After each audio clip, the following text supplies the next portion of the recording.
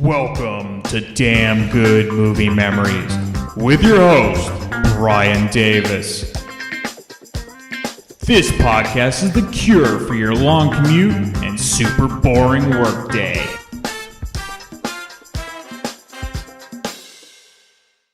All right, this week we have a very special episode of Damn Good Movie Memories. It's almost like one of those crossover TV episodes from the 1980s. It's like Simon and Simon guesting on Magnum P.I. or vice versa.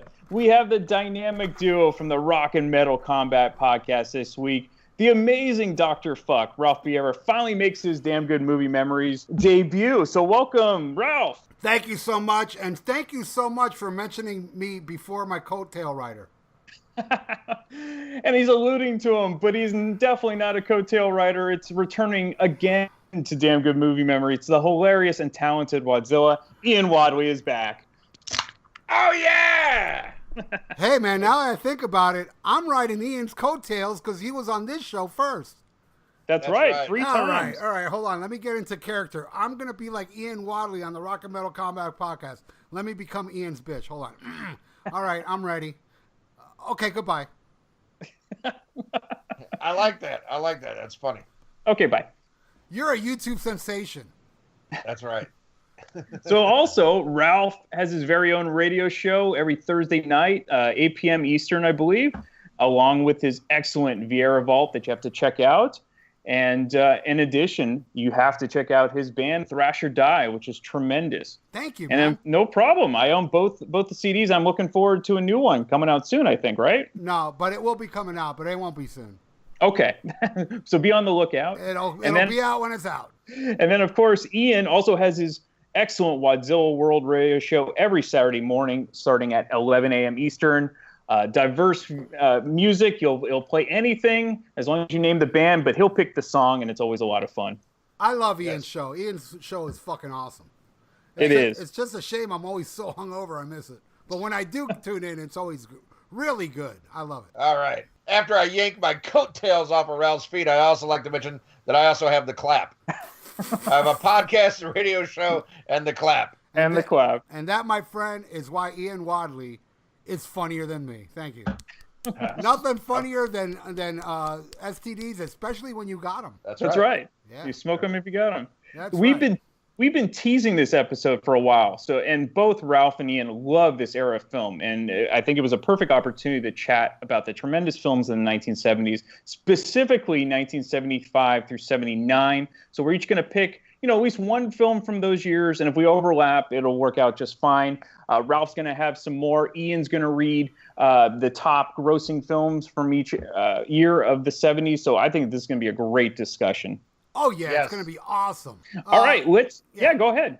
Well, it is your show, but if you don't mind interjecting, because after all, I am co-host of a YouTube sensation guy.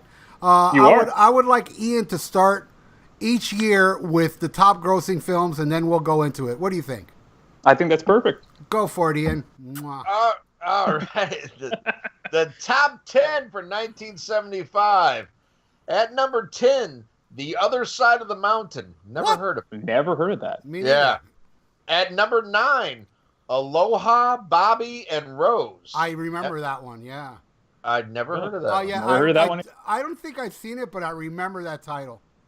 Well, just looking right now, it was written and directed by Floyd Muttricks, who also did one of my favorite movies, The Hollywood Knights.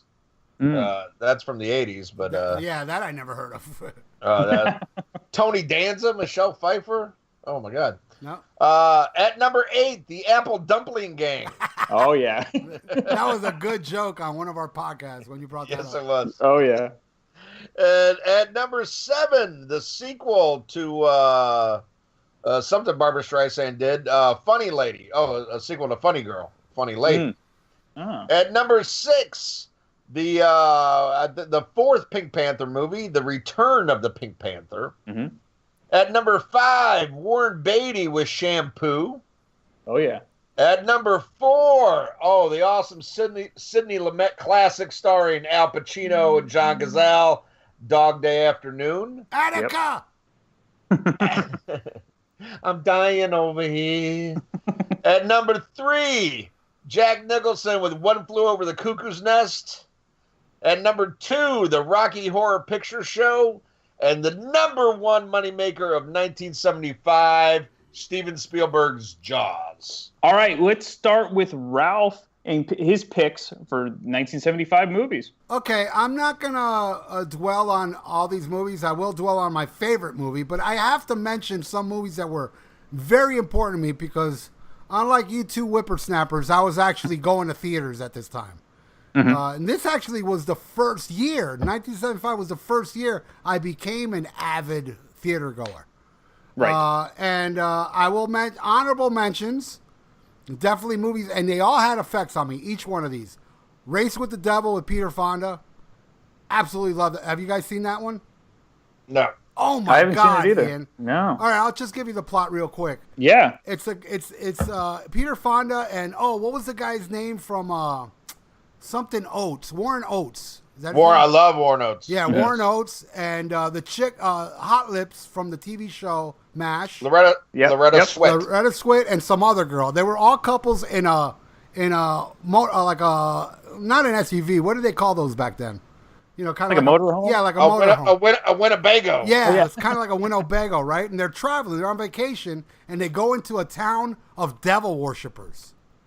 And then they're chasing them. So they're running away from devil worshippers the whole show. And it has it's one of the thing so special about 70s movies, a lot of them, they end not happy, you know? Right. And this is Absolutely. this was one of those movies kind of like Invasion of the Body Snatchers. You know, it has a bad ending.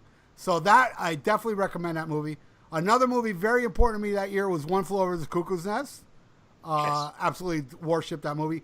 Death Race 2000, amazing movie. And man, this would have been the best movie of 1975 if it wasn't for my favorite movie coming out that year was definitely Taxi Driver. I have to put that one in number 2. Very special movie to me. That's 1976. Taxi Driver 76. Oh, Yeah. motherfucker. But we're getting ahead. I see where this is going. All right. Well, my favorite movie of all time came out that year, and that is the highest grossing movie of the year, Jaws. Yes. Jaws is very special to me. I'll never forget. I went back to Tarrytown, New York, the place I was born, on vacation, and my aunt and uncle and cousins took me to see Jaws in the theater. I was very young. I remember going to their home that night, couldn't sleep thinking about the Alex Kittner scene. And thinking to myself, that's when it finally dawned on me, we're going to die one day. I thought, before then we were never going to die. You know what I mean? Right. So, and as I got older, more things were more special to me. Back then it was all about, the shark and all this.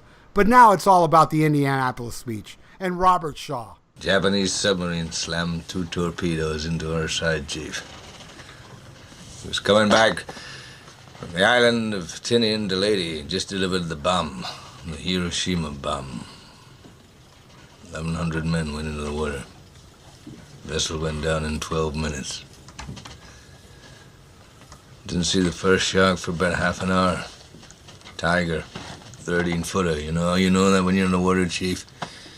You tell by looking from the dorsal to the tail. What we didn't know was our bomb mission had been so secret, no distress signal had been sent. They didn't even list us overdue for a week. Very first light, Chief. Sharks come cruising. So we formed ourselves into tight groups. It's kind of like old squares in a battle, like you see in a calendar, like the Battle of Waterloo, and the idea was shark comes to the nearest man, that man he starts pounding and hollering and screaming. Sometimes the shark would go away. Sometimes he wouldn't go away. Sometimes that shark, he looks right into you, right into your eyes. The thing about a shark, he's got lifeless eyes, black eyes, like a doll's eyes. When he comes at you, he doesn't seem to be living until he bites you. And those black eyes roll over white, and then you hear that terrible high-pitched screaming.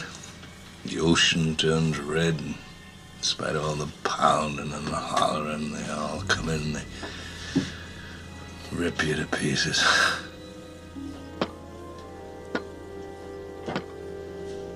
You know, by the end of that first dawn,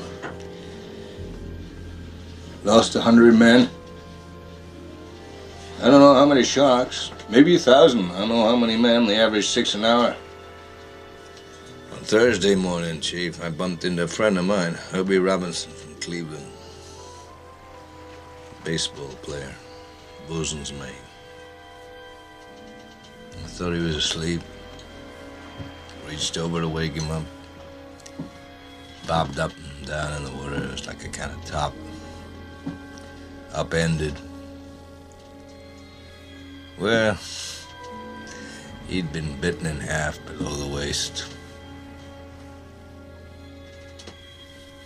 Noon the 5th day, Mr. Hooper, Lockheed Ventura saw us. He swung in low and he saw us too. A young pilot, a lot younger than Mr. Hooper anyway. He saw us and he come in low, and 3 hours later, a big fat PBY comes down and started to pick us up. You know, that was the time I was most frightened, waiting for my turn. I'll never put on a life jacket again. So 1,100 men went in the war. 316 men come out. The Sharks took the rest June the 29th, 1945. Anyway, we delivered the bomb. Yeah. How amazing he was in that movie. And I want to thank the great Ian Wadley for turning me on to the Grindhouse version. Oh, yes. If you haven't seen that, dude, look, I have a friend down here called Damien who's just as big as a Jaws fan. We call each other Chiefy. And I had him over a couple weeks ago to watch it.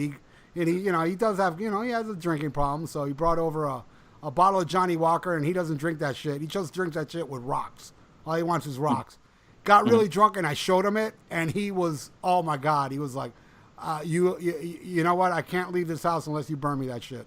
That shit was, he was so, especially the way it ends, which I'm not going to give it away if anybody hasn't seen it. You could see it, I believe, on Vimeo or Daily Motion. You can see the full movie. Definitely check that out, the Grindhouse version. But yeah, no movie to me is more special than Jaws. I have a Jaws wallet. I own Jaws shoes. I have a Jaws poster hanging on my wall. I own this big box that has the ship in it, which goes for hundreds of dollars now. With the shark on top of the ship, eating quick. Yeah. Dude, I have at least 30 Jaws shirts, all different. I worship the movie. It's my favorite movie of all time. All right. Well, I would like to pick for each year. I'd like to pick a runner-up and my favorite. Sure. And this is amazing year in cinema, as all these years are. And also, when we're done with our picks, I would kind of like to go through a list to mention some other noticeable releases from this year. From each year.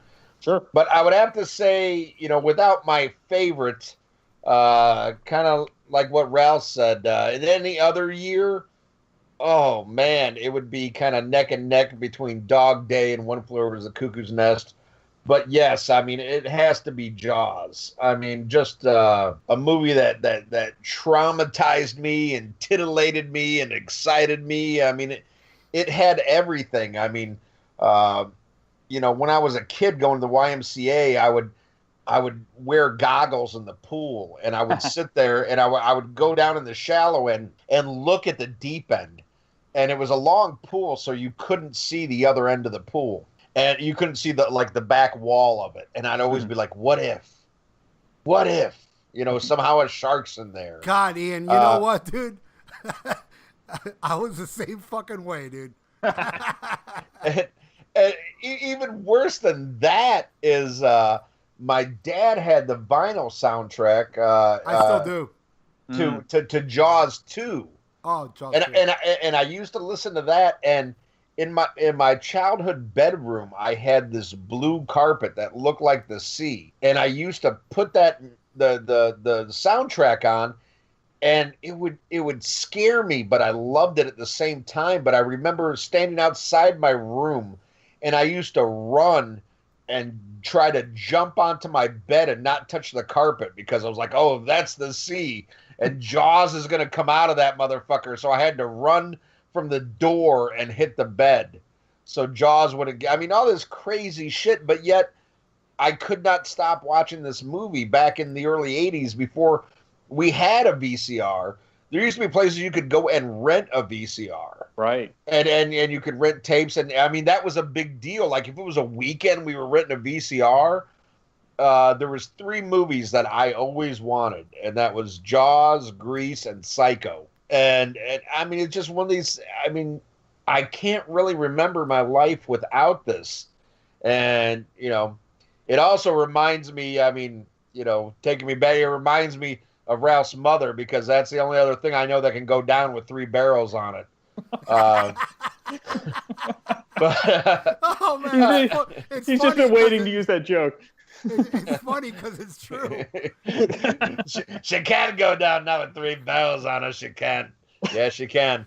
But I mean, it's just a masterpiece. I mean, it was the first, like, the summer blockbuster. But it had everything. I mean, it was an action movie, a B movie, and incredible acting all at the same time. And just, like, really just, you know, personified the blockbuster, which now, unfortunately, is so watered down and bastardized. But this was an event. And, you know, I remember seeing this in re-releases. Of course, you know, it came out when I was 1, but I remember seeing it at the drive-in. You know, I remember it being shown again in local theaters. I mean, this was an event. I remember buying Mad Magazine with Jaws on the cover. Yeah. Remember and shit that like that iconic Jaws with the tongue out? Yeah, iconic. Yeah. I love magazine back then. Oh, they were the best. But I mean, this is just something, you know, I never get sick of it. The first time Ralph came to see me when we went and saw Rush, you know, he's sleeping on my hide-a-bed sofa, and I grabbed Jaws, and, you know, I passed out. You know, we're laying in bed watching Jaws together. He finally woke me up. He's like, get the fuck out of here. I was like, oh, okay, all right. But no, it's just, it is a perfect movie. And I've also read the book, and I enjoy the book, and 9 times out of 10, yeah, the book's always better. This is perfect the way they did it. I mean, it's better than the book. It's amazing. It's a phenomenon. It's fucking Jaws. I don't think the book was bad, but I don't think it was that great either. Though it was interesting that Matt Hooper fucked Sheriff Brody's wife. And when Matt Hooper was getting eaten by the shark, which he dies in the book, Brody was happy about that. And you know, in the movie, the mayor wants the beach open because of the money, but in the book it's because the mob. He had ties with the mob, and they're like, "You're not shutting down the beach." Those were the only 2 main differences of the book. Yeah, but I mean, it's something to see what they took from that source material and what they turned it into. Right. And nine times out of 10, when they take a novel and adapt it, they cut out so much stuff of what makes the book special and all this shit. And this is one where they definitely added and improved on stuff, in my opinion. But just amazing. But you look at a lot of these other movies that are iconic and perfect movies, and to some, you know, I'm sure probably to critics or movie snobs are movies that are more deserving of this praise. But Jaws just has everything, you know, for everybody. It doesn't incredible acting, incredible writing, drama, suspense, horror, thrills. I mean, there's still, you know, I've seen the movie a million times. I know what's coming at every second, and there's still parts that get me. Yeah. You know, it's just, you know, it's a perfect fucking movie. And you guys have said it changed the culture. I mean, people really wouldn't. It was like Psycho. People wouldn't go in the shower after Psycho. People wouldn't go swimming in the ocean after Jaws. I mean, what the power of movies? Seriously. Also, you ain't gonna believe this. when I was a kid, I had a blue carpet, just like Ian, man. Seriously. But I walked on it because I wasn't an idiot kid, though. Oh, okay. All right, Brian, how about you, buddy? All right, so I figured you guys would pick Jaws, and that's definitely up there for me. But I'm going with Dog Day Afternoon because the craziest thing about this movie is it's based on a true story. And so if you watch this movie and not know that, you would easily think that the plot is totally far-fetched. But, truth is always stranger than fiction. And Al Pacino and John Cazale play, the two friends who decide to rob a bank in order for Pacino to have enough money to pay for his lover's sex change. And that's Chris Sarandon, who famously was married to Susan Sarandon. And they have a third accomplice. That was Gary Springer, and they kind of, rounded out the crew. But the problem is that none of these guys had any experience in robbing banks, and so it's just a comedy of errors the entire movie, and it should have just been an in-and-out job, and it turned into a huge hostage situation, and the news, started covering it, and just a chaotic scene. And it was amazing that John Cazale, how many great movies he starred in a pretty short career, because this was his second to last movie before he died of lung cancer, and then his last movie was Deer Hunter. And, Pacino in the 70s was, like, untouchable. Godfather, Serpico, and Justice for All, Dog Day Afternoon. And they're all classics. I love this movie. And there's some interesting facts and coincidences involving this film. So the real bank robber, and his name is John, I'm gonna butcher his name, but it's Wojciechowicz, I think. And this is what the film is based on. He actually watched The Godfather for tips in order to plan the bank robbery. And of course, Pacino and Cazale were in The Godfather. Cazale's character in the film actually tells one of the bank tellers that he shouldn't smoke because they could get cancer, and that's why he doesn't smoke in the film. But of course, in real life, John Cazale was a huge chain smoker, and he ended up dying of lung cancer because of it. And Ralph said it earlier, the whole Attica, where Pacino's yelling Attica in the streets, that was all improvised. Pacino came up with that, in the middle of shooting, which it's a iconic scene. And this is Chris Sarandon's film debut, and I alluded that's where Susan Sarandon got her name. So just Dog Day Afternoon, as Ian mentioned, in any other year, this would be one of the top ones, along with One Flew Over the Cuckoo's Nest. But yeah, Jaws just kind of owned 1975. Yeah, I fucked up. I didn't put Dog Day Afternoon on my list, yet I put Taxi Driver on the list. Honorable mentions, Stanley Kubrick's Barry Lyndon, Breakout with Charles Bronson. Oh my God. That definitely makes my list. I love Breakout. Yeah, you already mentioned Death Race 2000. Classic. Oh God, the Iger Sanction with Clint Eastwood and George Kennedy. Mountain, right? Yep. Yeah. Vaguely. French Connection 2. Yep. Let's see what else we got here. Hard Times, another great one with Charles Bronson. Yes, Walter Hill's debut as directing. Monty Python and the Holy Grail. Yeah, that was a good one. A great one. Robert Altman's Nashville. Rollerball, Norman Jewson's Rollerball. Oh, man. How did I not remember? I have that on DVD, too. James Caan. Yeah. Where Scorpion stole the logo, the font. Notice that? Sunshine Boys with Walter Matthau and George Burns. Burns, yep. Yeah. The movie version of Tommy. I love that. I saw it in the theater and didn't get it, but I love it now. Oh, yeah. And definitely a B movie, but one I loved, White Line Fever. Yes. With Jan Michael Vincent. Yes. It wasn't, I'm thinking of Convoy with Christopher. Chris Christopherson. Yeah, that's and the Woman in Love Story. But, I mean, those are just some other, notable films that came out in 1975. So, there's a lot of shit to pick from, man. This 5-year run we're going through, man, it's no easy task. No, it's not. No. To pick a top movie. So Ian, what are the top grossing films of 1976? All right, here we go. 1976. At number 10, the World War II drama Midway. And Sense-Around. Did you guys know this? Back then, it was a short craze where theaters would have this thing called Sense-Around, and they'd have these special speakers that make the chairs vibrate. And Midway had Sense-Around, that movie. Oh, nice. Yeah. That reminds me reminds me of Kentucky Fried Movie. Yeah, feel around. Oh, yeah. Which is on my list, by the way. Oh, yeah. But, yeah, it's good I'm here, dude. I get to talk about Sense Around. That's right. And Midway is specially equipped with Big Jim Slade. Yeah. Former tight end for the Kansas City Chiefs. Coming in at number 9, Clint Eastwood's third outing as Dirty Harry, the Enforcer. Yep. At number 8, the Richard Pryor, Gene Wilder comedy Silver Streak. The remake of King Kong at number 7. Yeah. Number 6, In Search of Noah's Ark. I believe Elliot Gould was in that. Yeah. At number 5, one of my favorite horror movies of all time, The Omen. Oh, yeah. Number 4, All the President's Men. At number 3, Barbra Streisand's remake of A Star is Born.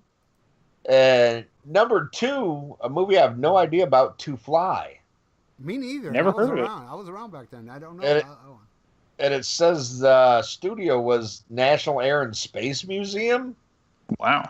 So I don't know what the fuck that was. But at number 1, Sylvester Stallone and Rocky.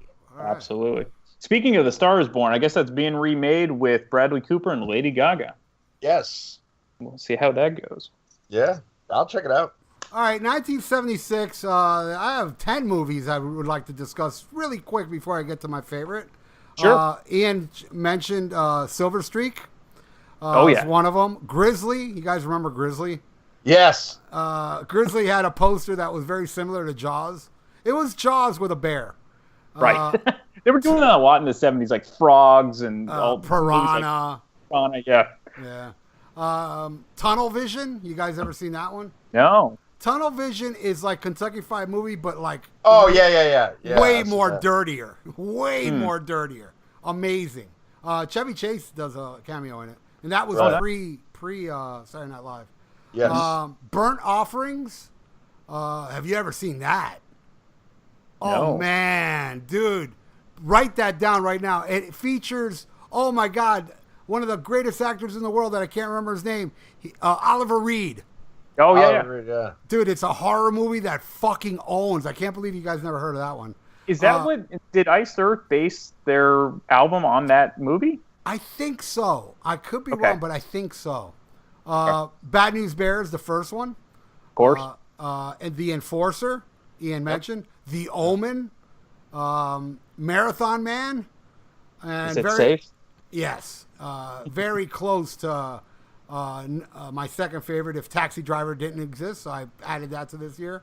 And Taxi Driver, kind of close to my favorite one, which again, just like 1975, the highest grossing movie of the year is Rocky. And to this day, it's my favorite Rocky movie, but I like every Rocky movie, even Rocky 5. Rocky 5 being my least favorite, but Rocky was so inspirational to me as a little kid. It was an underdog movie. It was special to me. You were rooting for the guy. You loved the guy.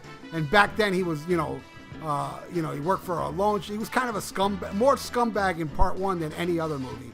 It was more grittier, darker. He became a little more fluffy after this movie, but the first Rocky is a goddamn masterpiece, and definitely probably, my third or fourth favorite movie of all time. It's definitely, recently I nominated you, Brian Davis. I would nominate Ian, but Ian doesn't like doing shit on Facebook, except pressing the like button. But I love doing that. That was a lot of fun. Yeah. When I did my top 10 movies, Rocky was definitely on there. Yeah. And Rocky is my favorite movie of 1976. And it pissed me off. Ian, let me go next because that's my favorite movie too from '76. Okay. I simply love everything about the original Rocky. The story, the music, the fight scenes. The training montages changed the way movies are filmed. I mean, everything's got a montage in the 80s, but it started with Rocky. And it's easy to become jaded with the Rocky franchise and forget the influence of the original Rocky because it had influence on countless films after that. And I remember my dad telling me that when he saw the original movie, I think with my mom, just how the theater was so into the movie and the final fight scene that people were like cheering and jumping. Yelling, yes. Punching, air punching. It was just amazing. So in college, I had to take a film production class, and one of the assignment was to pick a movie and go into detail about a key aspect of that particular movie. And I wanted the aspect could be, you know, the way the film was shot or the lighting, the music, the use of color, whatever you wanted. And so my class partner and I chose Rocky and the use of music in the film, because without the brilliant score from Bill Conti, Rocky, it would have been amazing, but it just wouldn't have been as powerful. And the opening notes of Gonna Fly Now, immediately, you know, the hair stands up on your arms, and not to mention the score for the fight scene. It's just amazing. So the original script for Sylvester Stallone wrote had a much, much darker tone to it, because Rocky was supposed to become disenchanted with the whole circus around the fight, and he decided to throw the fight for a quick payday. And obviously the producers and Stallone thought better of that initial idea and rewrote the script. I mean, that would have changed. It would have fit with the 70s, but it would have changed the whole franchise forever. And I think the reason the original movie works so well is it's not cheesy at all. You know, Rocky didn't need to win to prove that he was meant to be in the same ring as Apollo Creed. And all he had to do was go to the distance, and that was it. And I never get sick of watching Rocky. You kind of mentioned the loan shark, Gazzo, and his little goon. You know, I still crack up when he's like, take it to the zoo. You know, yeah. It's like, I heard retards like the zoo. Yeah. You know, it's all stuff like that. Burgess Meredith, oh, he's so good. Dude, Shining. That scene where he goes to apologize to him. Yes. Oh my God, and it's so genius, because notice when he's about to leave the house, he touches his head because he had his hat.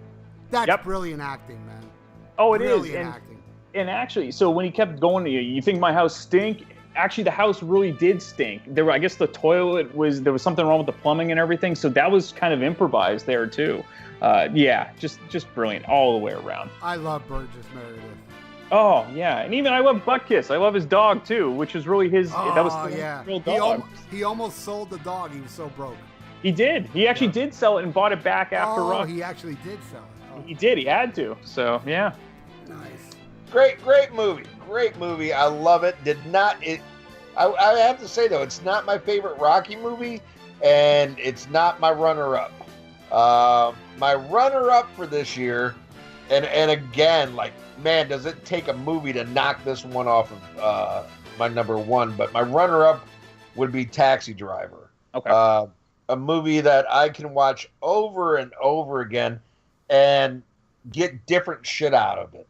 You know, sometimes I watch it and I pick up certain aspects that stick out to me. And then other times, like, I catch all kinds of shit that I miss, like, you know, not just visually or, dialogue wise, but kind of like underlining tones. There's a lot of shit going on in Taxi Driver. You know, it's more than just, you know, you talking to me. There's a lot of dark shit. And dark social commentary, all kinds of different shit going on. And just absolutely amazing. And the guy who wrote it, Paul Schrader, talks about when he got the idea, he was going through a bad, I don't know if it was a divorce or just a breakup, but he realized, like, he went through like a 2-week period where he didn't talk to anybody. And he took a cab ride and just kind of associated that, like he's in a cab, not even talking to the cab driver. And he said that's when it kind of hit him. He hasn't talked to anybody in 2 weeks. He's just been getting fucked up and, fighting wars in his own mind. And just brilliant direction by Martin Scorsese. What a cameo by Scorsese. Talk about dark. Yeah. Oh, God, yeah. But, and I mean, he's done so many, a lot of people go to Mean Streets and stuff. And I got to tell you, I like Mean Streets. I like it. Mm-hmm. But to me, I mean, that's where he really shined, was Taxi Driver. That's where he became the Scorsese I know and love. Absolutely. But as much as I love Taxi Driver, hands down, a movie, since the first time I saw it, I've been fascinated with him. And again, it's something that every time I watch it, I get more and more out of it. And I see how it just kind of predicted the future and shows like where we really are now. And my favorite movie by fucking far from 1976 is Network. See, I was preparing for this. I watched it a couple months ago because I had a feeling you're going to watch it. I'd seen it years ago, but I wanted to refresh it. And my God, it holds up better now almost than it did then. then. Yeah. And it's so funny, like, even watching when it came out, let alone like when I really grew up with it in the 80s, to see how society keeps moving in that direction. And when you watch it back then, it almost seems like too funny. Like, oh God, this would never happen. And it has. It's too out there. It's too crazy.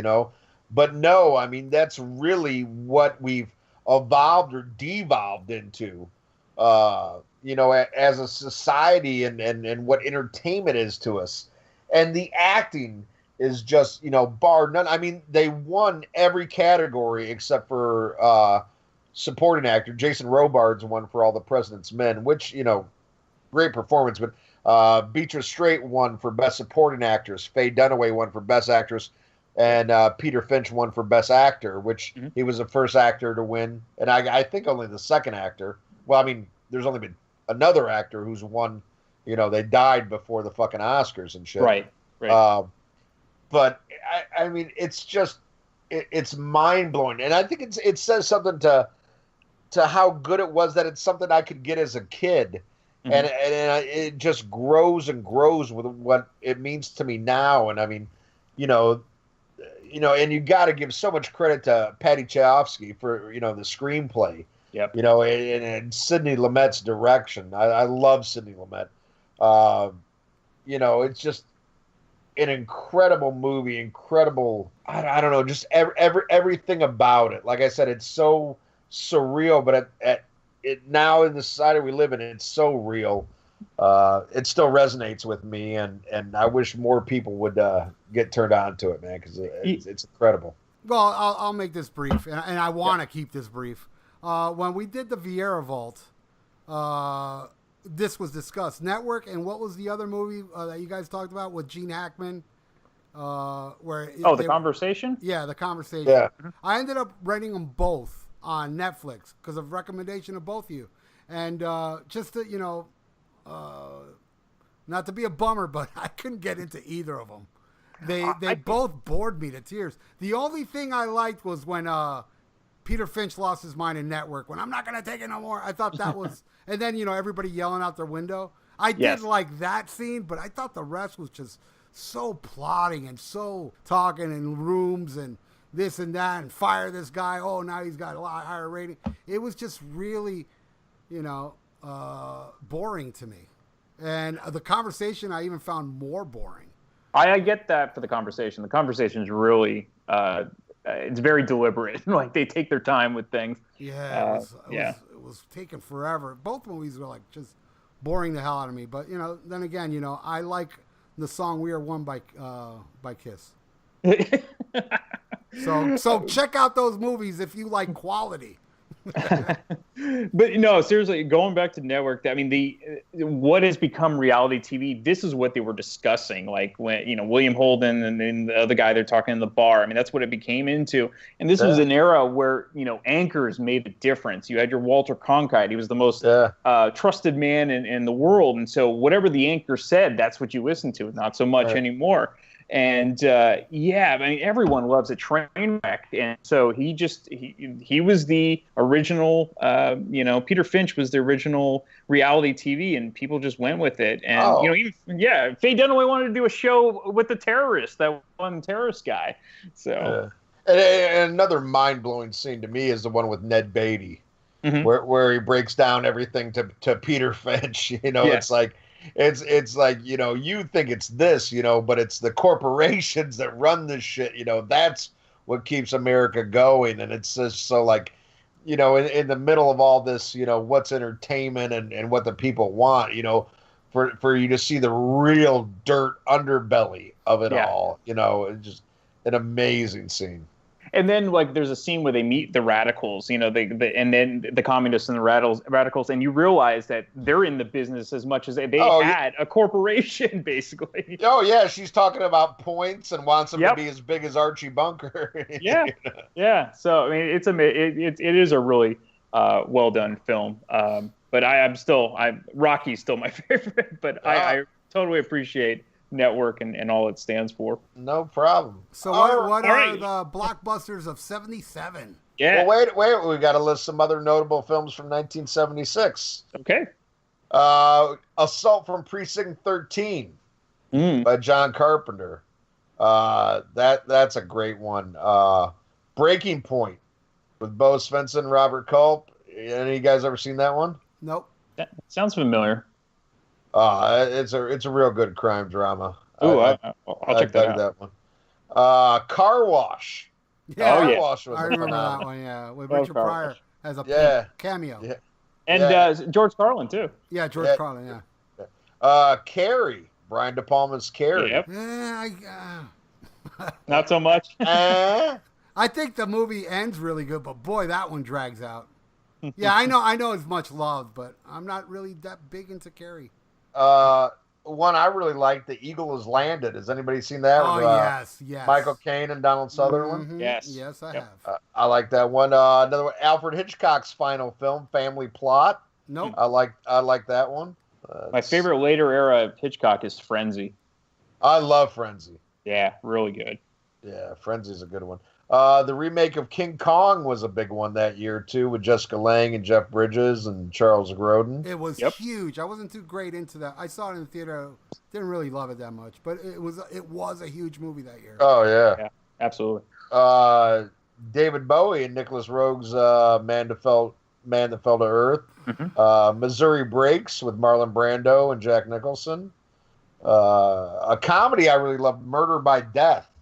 You guys see that one? Peter Sellers, David Niven, Maggie Smith, Alec Guinness. Yeah, it was kind of like a Clue type movie, right? Yeah. It was Neil Simon wrote it, but yeah, it was making fun of that. A movie that I loved as a kid, No Deposit, No Return. Wow. Oh yeah, Darren McGavin. You know that jostles my memory bank. I do remember that title of the movie. Yeah. I don't remember the movie. Yeah, David Niven, Darren McGavin, Don Knotts. Yep. It was like a kids movie, but I really dug it. The Outlaw Josie Wales. Yes. Oh yeah. Great Absolutely. one. Yep. That was a good one. Let's see what else came out that year. Scroll the Shaggy DA. Oh, I do like that one. That's a Disney movie, isn't it? Yeah. Let's see. When did Freaky Friday come out? Was that 76 too? No, not this Maybe year. 77. Okay. Charles Bronson, St. Ives. Oh yeah. Was Bronson was a lot of good 70s movies. Also, Stay Hungry with Jeff Bridges, Sally Field, and Arnold Schwarzenegger came out that year. Sally Field and Sybil. Oh yeah. Was another one. Wasn't that a TV movie? No. Or maybe there was a TV movie afterwards. See, it was like a really long. Yeah. I always thought it was too, but they have it listed. Okay, yeah. For some reason, it was on NBC, but for some reason, look at my memory. Sometimes there it you does go. work. And now we go to 1977. All right, coming in at number 10, Woody Allen's Annie Hall. At number 9, George Burns in Oh God. Number 8, James Bond, The Spy Who Loved Me. At number 7, another movie based on Peter Benchley book, The Deep, that once again starred Robert Shaw. Number 6, a movie I never heard of called A Bridge Too Far.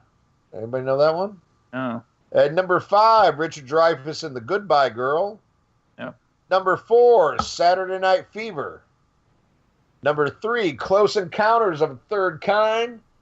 Number 2, Smokey and the Bandit. And at number 1, Star Wars. Yep. Yeah, not A New Hope. Star Wars. That's what it was called, 77. Star Wars. Hell yeah. You pronounced it right, Ian. All right. All right, Ralph, start us off with 77. All right. Just as many movies I have on 76 on this one that are very special to me. The Hill Had Eyes. Now, by the way, I got to say, some of these movies I didn't see in 77, but does that matter? No.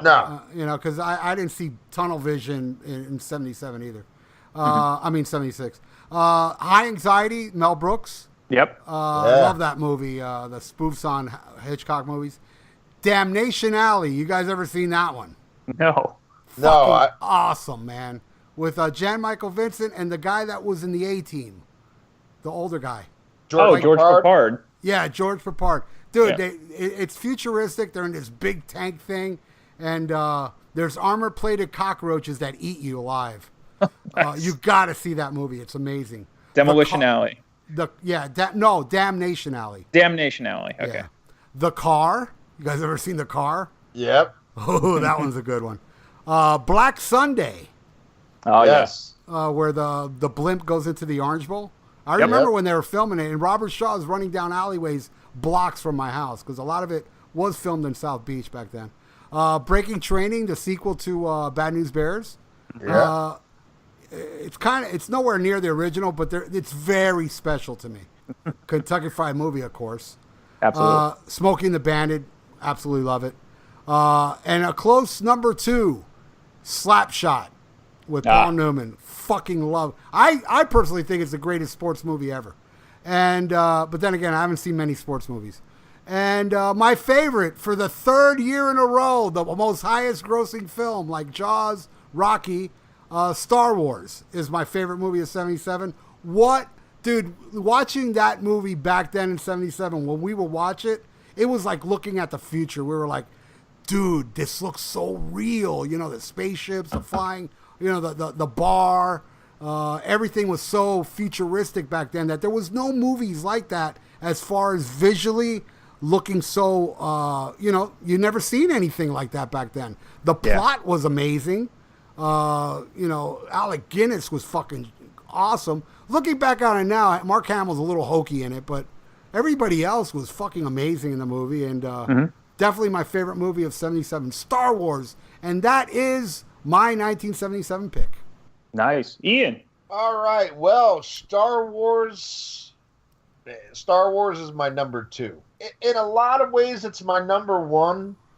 But if I'm going to go to a movie that had the most impact on me, and that still to this day I rewatch, all the time, I'm going to have to go with the number 10 highest grossing movie, and Annie Hall. Yeah. I absolutely love Woody Allen. I'm a huge Woody fan, and I like all different eras of Woody. I like the comedies, I like the dramas, and Annie Hall was to me a great mixture of both, because it's very smart for a comedy, but yet not too smart. I mean there's stuff that, jokes that anybody could get, classic Woody Allen jokes, and then there's some highbrow shit, but there's also something to be said about relationships, and how even the greatest relationships don't last, and maybe aren't meant to last, but they're meant to have a lasting impact on you, and kind of shape who you are. And that's what I get out of Annie Hall. It's like something bright and so awesome. It doesn't last, but it changes your life. Annie Hall, it's like if you listen to his stand-up routines from the 60s, Annie Hall, very reminiscent of his stand-up routines back then. Like a lot of his one-liners and his non-sequiturs. It's really well done. Yeah, but it has those one-liners, but it also has the sophistication of later movies like Manhattan. Sure. There's and the way it's shot is beautiful. And that was one that was influential too, because you had a lot of women going around dressing like men after that. That's right. It's Diane Keaton. Oh yeah, copying her style. And that's right. As much as I love Star Wars, and I do. I love the fucking shit out of it. But after Empire came out, I was like, okay, it's all about Empire. And I still watch Star Wars, and it still has like a nostalgic factor. But when I'm thinking Star Wars, I'm Empire, right? And when it comes when it comes to 77, Annie Hall is one of those. I don't go a year without watching it ever since I've first seen it. It's a great movie. I like the scene where he sneezed on the cocaine. Yeah. but I didn't like the movie. See, that's why it's good to have me here. You have the intellectual comedies, and you have the scumbag that thinks Kentucky Fried Movie was better. Well, I love Kentucky Fried Movie too. The lowbrow comedy, That's right. Oh, I love that too. Oh, if it wasn't for Star Wars, Kentucky Fried Movie would have been my runner-up. What was that scene? Danger Seeker. Yeah. Oh man, You can't get away with that. You can't get away with that Rex now. Kramer, Thrill Seeker. And I saw that movie in the theater, and the thing that really grabbed me was the first thing you see in the movie. The popcorn you're eating has been pissed in. Film at 11. Seen that as a little kid, and it was beautiful because back then we would go to this cheaper theater that the guy that would take your ticket would never ask for ID. I saw The Exorcist back then when it came out and all that shit.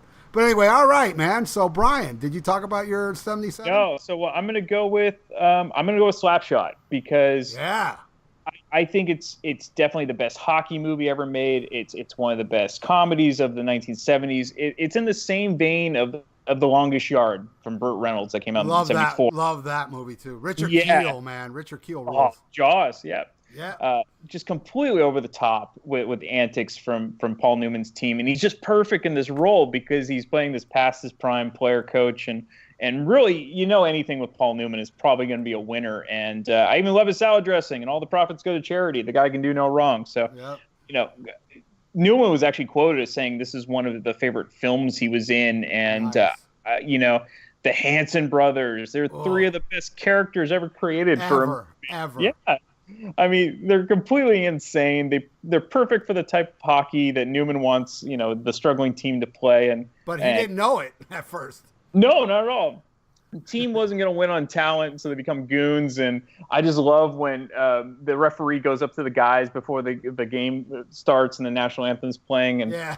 That our flag was still there. I got my eye on the three of you guys. You pull one thing, you're out of this game. Now I run a clean game here. I have any trouble, I'll suspend you. I'm listening to a fucking song! The dialogue's fantastic. It's hilarious. How they beat up the vending machine. It's the best. And so I read that the scriptwriters actually used tapes from actual hockey locker rooms from the teams to get realistic dialogues of what the players sounded like, and it totally works. And I found this great interview from Paul Newman from 1983 where he said, ever since Slapshot, I've been swearing a lot more. You kind of get a hangover from a character like Reggie Dunlap because you don't get rid of it. And he said, I knew I had a problem when I turned to my daughter one day and said, please pass the fucking salt. So, and one fun fact, Al Pacino actually wanted the Paul Newman role. He really wanted it, but I love Pacino, but Newman was... Yeah, Newman. I was built for him. Absolutely. He was so good. Your wife eats pussy.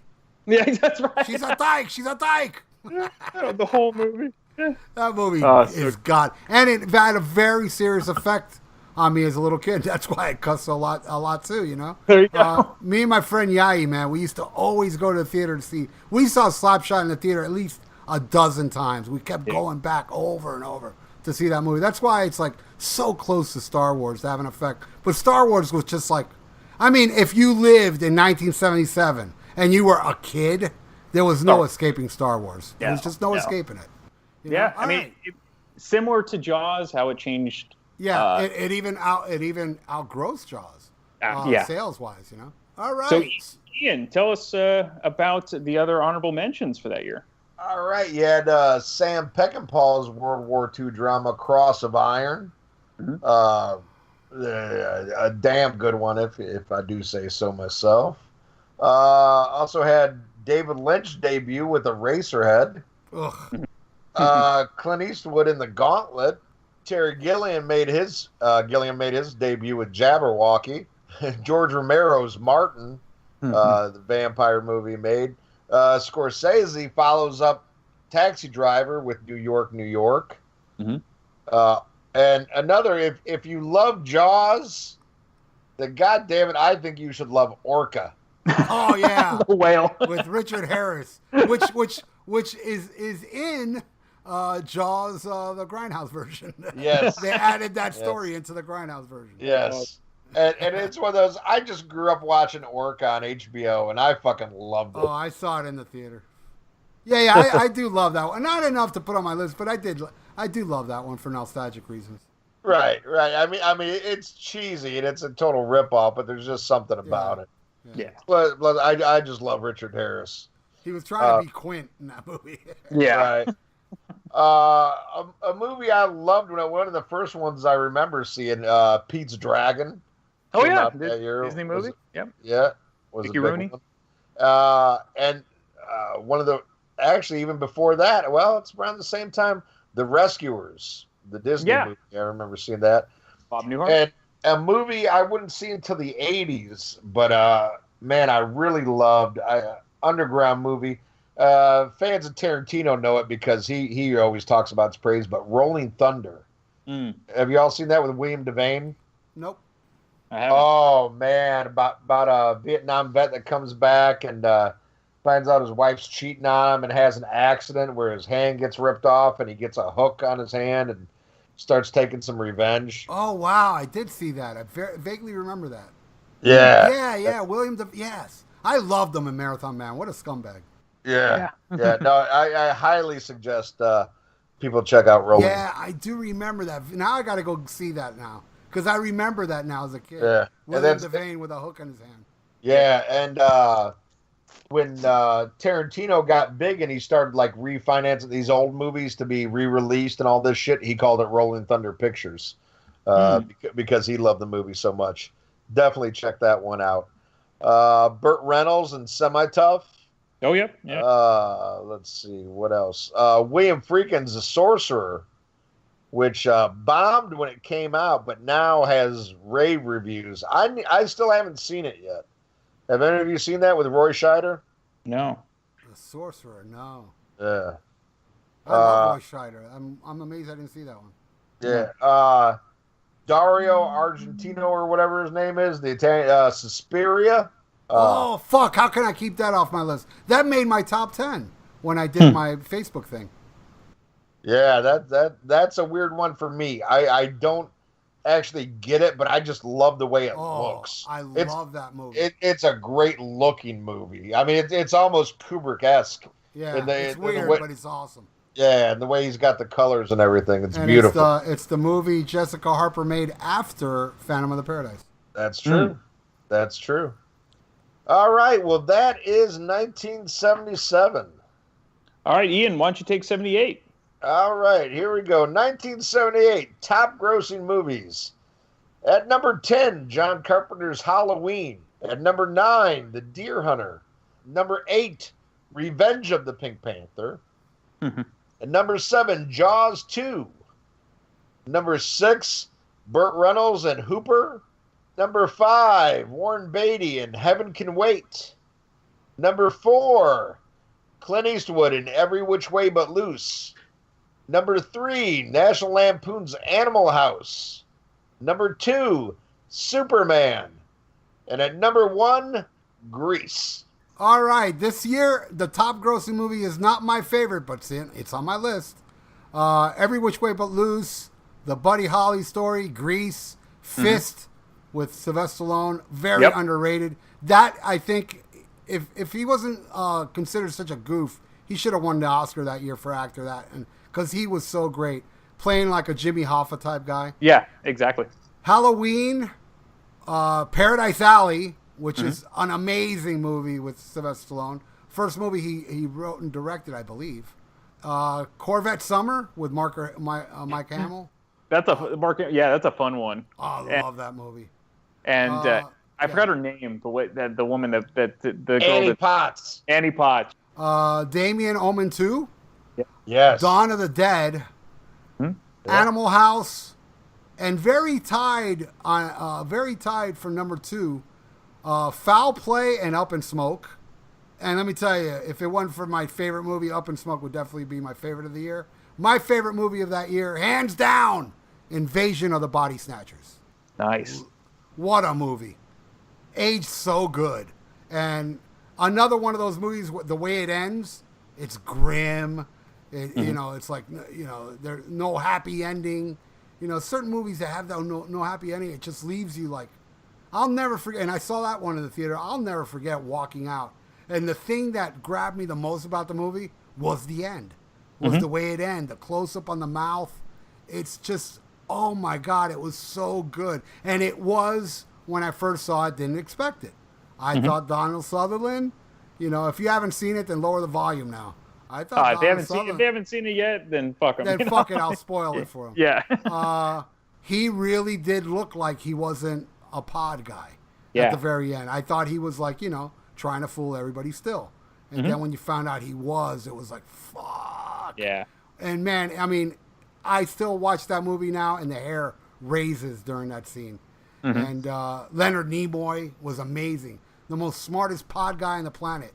And it was just, what a fucking amazing movie. Who played the Fly?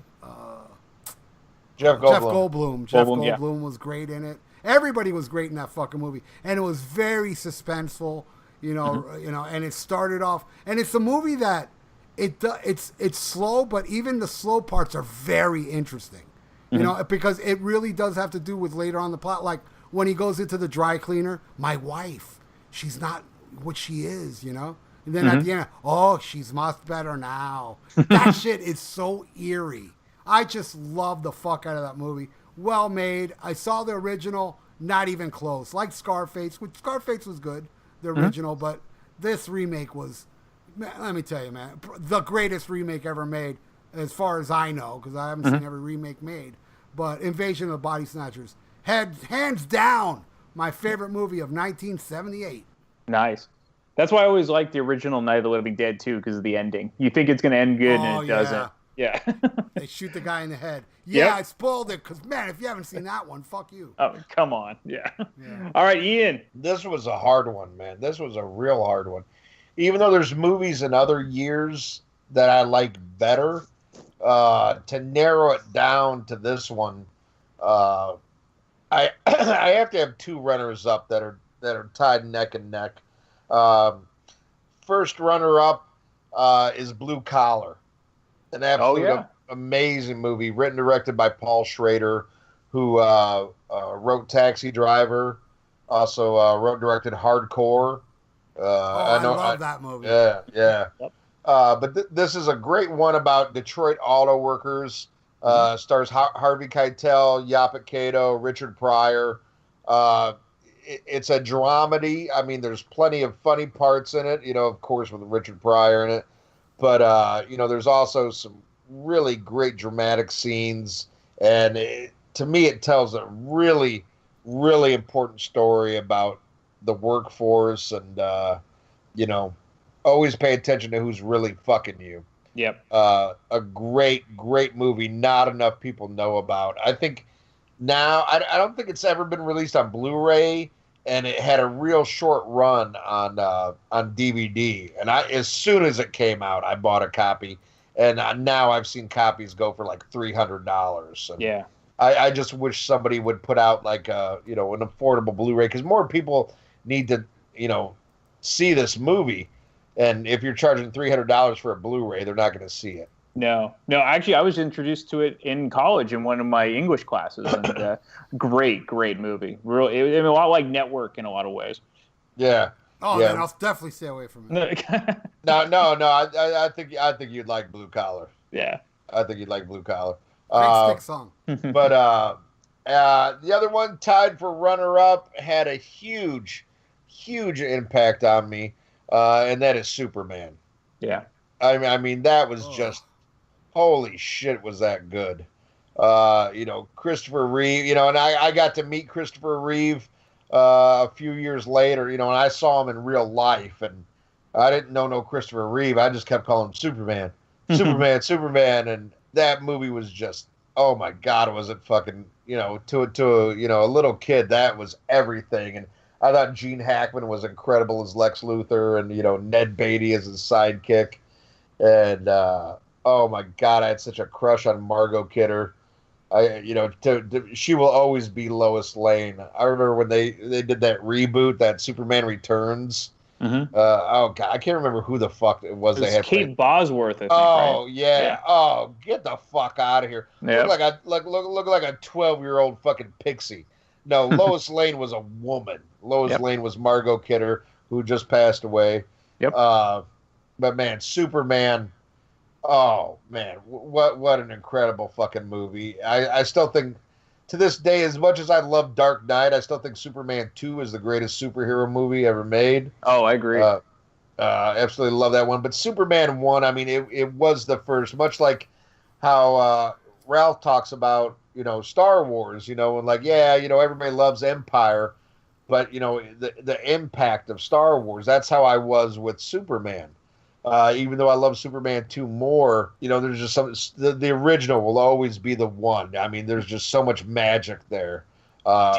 Did you pick up the Blu-ray that has the entire 3-hour original TV showing that they showed I have. I've wanted to get the box set. I just never. It's always so fucking expensive. But I wanted the one that had like both cuts of Superman 2 and all the other shit. But it's one of those. It's like always like fuck. Do I have $80 to piss away this week? No. But I definitely recommend getting the TV special version of Superman. It doesn't. There's some scenes I'd never seen or I hadn't seen in years. It's just like extended cuts of like Smallville. I think you'd really like it. I want to talk about Superman, the first one. They had a brand new theater in Hialeah, Florida, where I was raised, and it was the top of the line theater, which is still there now, playing like cheap movies. Because it's not, looking at it now, it's fucking a cheap-ass theater. But back then, it was top of line. And when they opened it, it was a twin theater, but one of the movies was Superman. So it was like, let's go to the new theater and see Superman. The line, I never stood in a line so long to see a movie. And I only remember Marlon Brando with a white wig and Superman grabbing Lois Lane and flying around the earth a million times to bring her back to life. Yeah. I don't remember liking it though, but I'm telling you, I didn't like The Shining the first time I saw it, so I am going to revisit that one. But Superman 2, because of you guys on the last episode, I had the opposite reaction. Though I do kind of remember the movie, but I had the opposite reaction. I absolutely love that movie. My favorite line: "What I do now, I do for the sake of the people of the world. But there is one man here on earth who will never kneel before you." Who is this imbecile? Where is he? I wish I knew.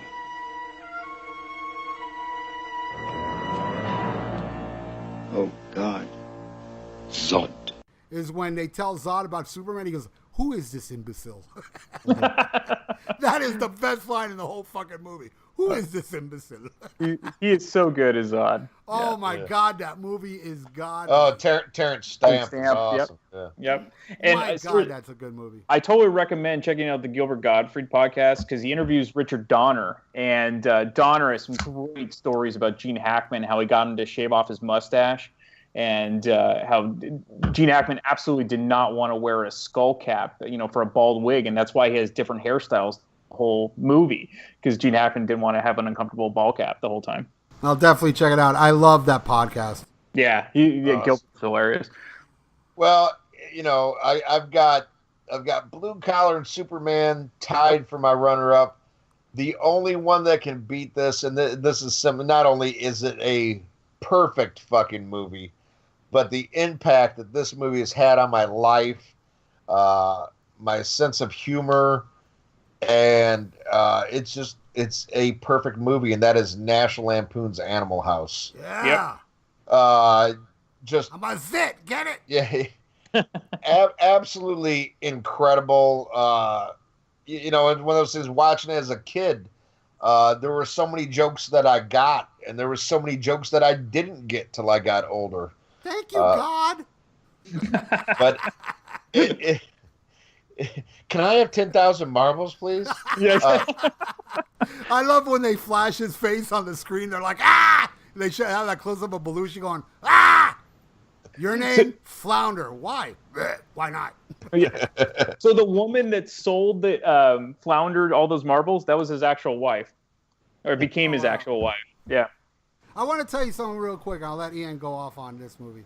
The very first time I even heard of the movie, I'll never forget it, dude. Because I was huge into Saturday Night Live. Saturday Night Live at that time was pornography for us kids. Yeah. Watching that was so cutting edge. And I absolutely love John Belushi. And I'll never forget being in a supermarket, rifling through, I don't know what magazine it was, and they had a full-page ad for Animal House. And you've probably seen this picture. It's iconic. They're all standing in front of the frat, and John Belushi is giving the middle finger. Mm-hmm. You ever seen that picture? I think so, yeah. That was before the movie came out, and I saw that coming soon to theater. I go, oh my God, dude, to show the finger was fucking wild. I was like, oh my God, John Belushi with the finger. I need to see this movie. And that movie, yes, dude, seriously, it does have a very serious, it's a great, now Ian, you're talking my speech since Jaws. I'm with you on this one, man. Animal House is fucking iconic and amazing. Thank you. Oh yeah, it's my the three most influential comedies, in my life are Animal House, Caddyshack, and Airplane. Yeah. Is like, the trifecta for me. And but this one, man, it's so quotable. Just can watch it over and over, and just I love the way they did it too. It's almost like an X-rated American Graffiti. I thought it was kind of daring though in the late 70s. Like, hey, we're gonna take this back to the early 60s, not even like the wild 60s, but like the Kennedy 60s. Yeah, right out of the 50s. Yeah, the Beatles. Yeah. Yeah, and to make it that dirty and you mind if we dance with your dates, and yeah. Was it over when the Germans bombed Pearl Harbor? Hell no. And it ain't over now. What do you expect us to do, you moron? That one line. Yeah. The one line he had was great. Everybody thought the stork had brain damage. I mean, it's just every fucking line in it, is funny, and and Niedermeyer and all this shit in there, man, and I mean, it's incredible, and and I've tried turn on, some younger people I work with, guys like, oh, you're really into movies, what's a good comedy? And I gave him Airplane, and he's just like, I don't get it, but he thinks what's that? Don't Fight the Zohan or whatever that Adam Sandler movie is.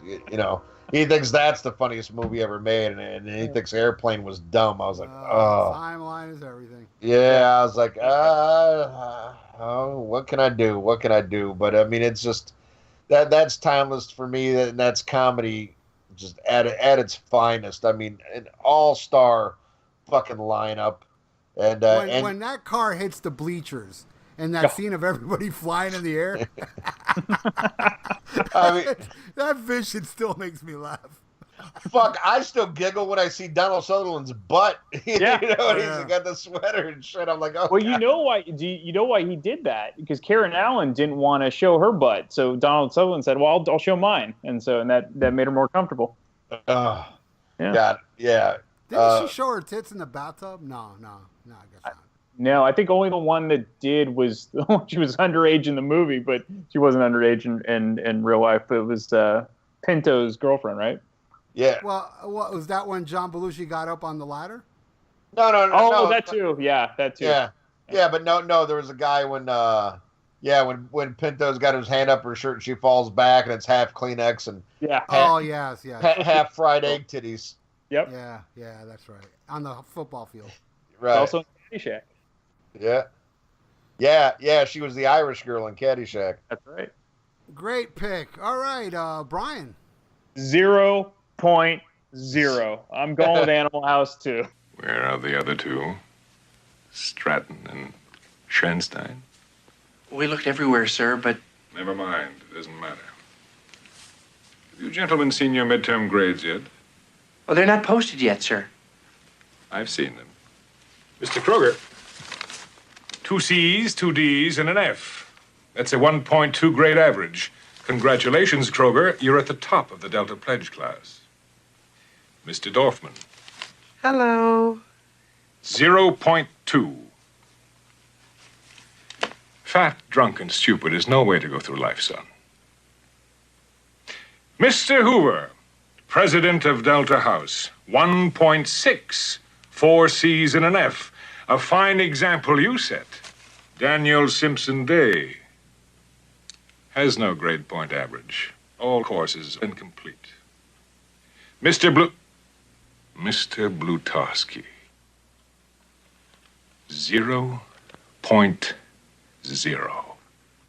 Now I want you to tell Mrs. Stratton and Mr. Schoenstein exactly what I'm about to tell you now. What's that, sir? You're out. Finished at Faber, expelled. I want you off this campus at 9 o'clock Monday morning. And I'm sure you'll be happy to know that I have notified your local draft boards and told them that you are now all eligible for military service. Well,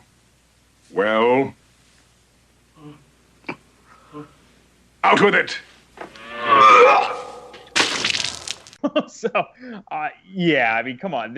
I'm pretty sure I saw the Blues Brothers before I saw Animal House, but I was hooked. I was hooked on John Belushi after loving the Blues Brothers, and so I went back and discovered Animal House, and I rented those Best of Saturday Night Live compilation videos where you got all Belushi's greatest skits. So, looking back, my parents were seriously awesome because they would let me watch all of these movies. They didn't care about the mature ratings or any of that time, but they were just awesome. They cared more about quality than stuff like that. And favorite scene by far with the principal Dean Wormer. John Vernon is so good in Animal House. He is just so great. That scene is just priceless when he's reading all their grade point averages. And Ian covered most of it, and so did Ralph. But I have some fun trivia regarding Animal House. This is, of course, was Kevin Bacon's first movie and Karen Allen's first movie. The cafeteria scene was completely improvised by John Belushi. Wow. Yeah, and my favorite scene. And Ralph mentioned the thank you God kid. That so the playmate flies through the window, and so that kid actually became a pastor. Oh wow. Yeah, that's awesome. The character Boone, who was actually written for Harold Ramis, because Harold Ramis helped write the script, but John Landis thought Harold Ramis was too old because he was 32. So Ivan Reitman wanted Boone and Otter to actually be Chevy Chase and Bill Murray.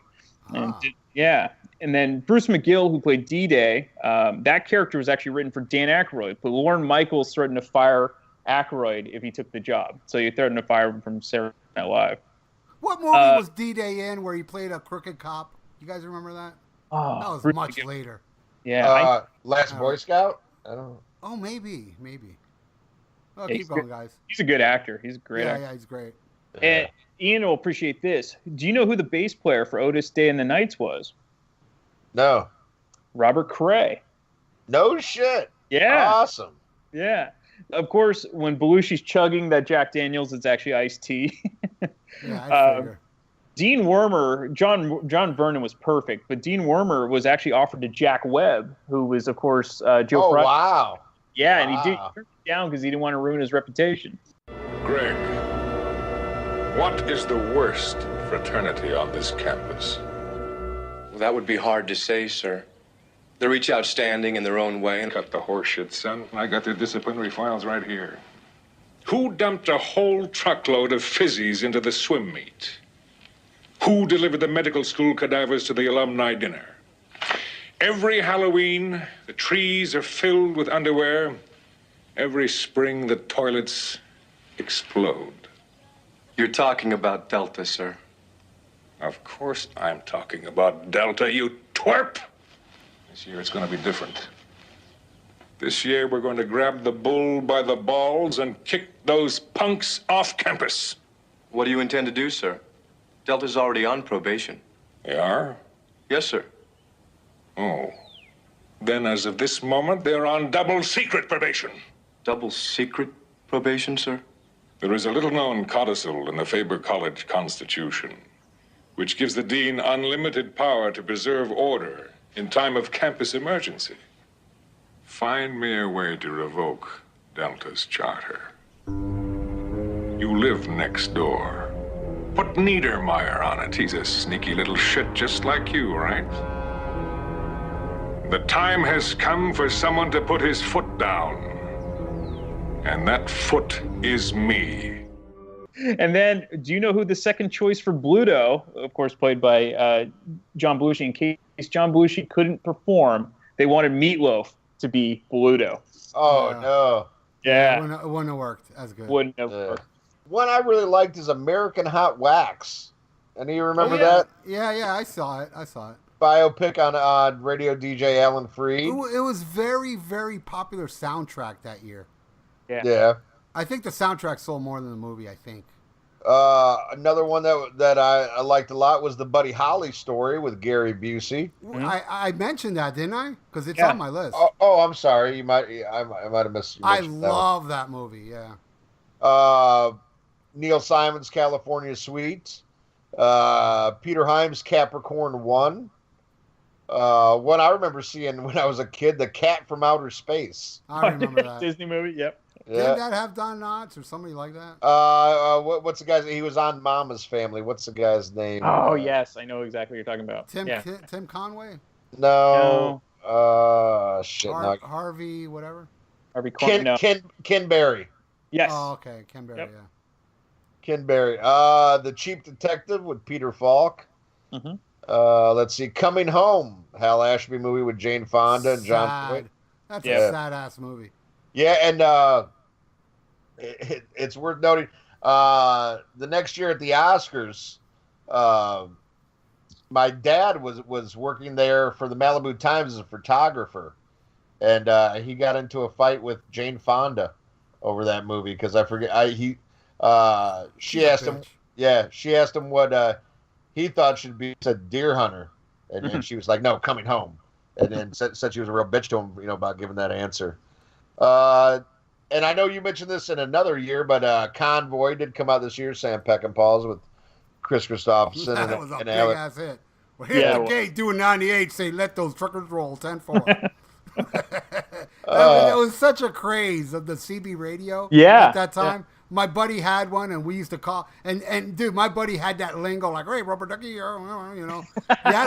couldn't talk normal on a CB radio. No. You had to have all those lingos.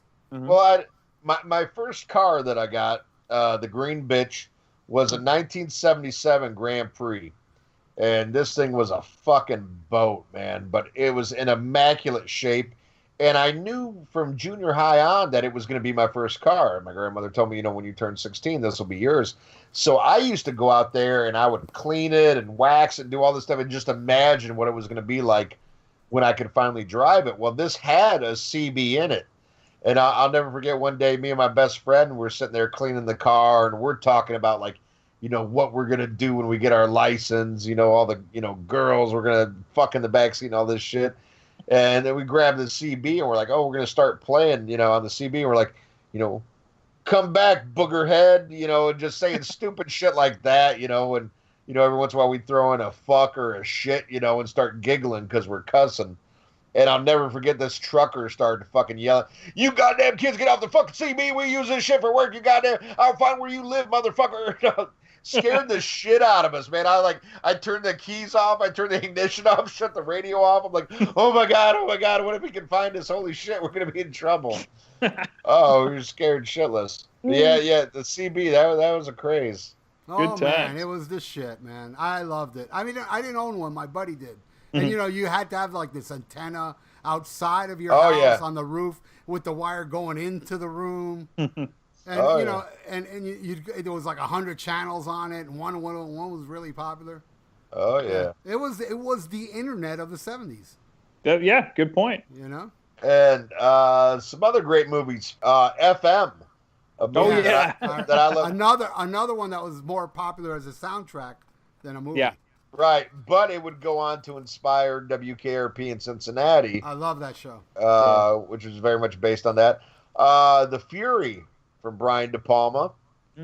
Let's see, Harper Valley PTA. Oh, Barbara Eden. I saw that in the theater. I thought that came out in the early 80s, man. No.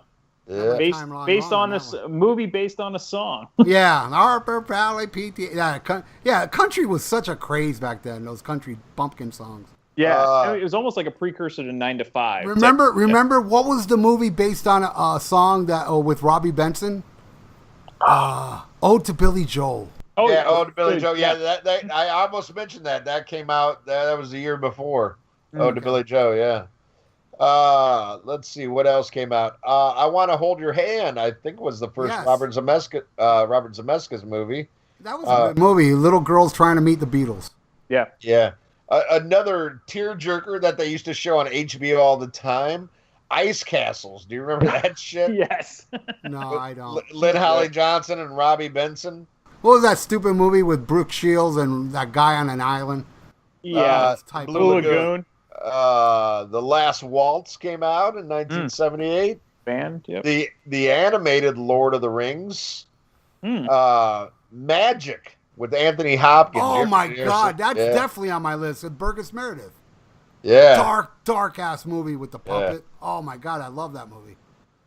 Another great movie nobody mentioned, Midnight Express. Yeah. Oh yeah. Yep. Very dark, but man, some parts were just a little too heavy for me. Like the making out scene and shit. But the way it ends, man, where he pushes the guy against the thing where it goes through his neck, that was awesome. And he got away. And just to show that not everything was great for John Travolta in 1978, he also put out Moment by Moment with Lily Tomlin. Do you guys? Any of you guys? Never heard of that? Yes, I do, but I don't think I saw it.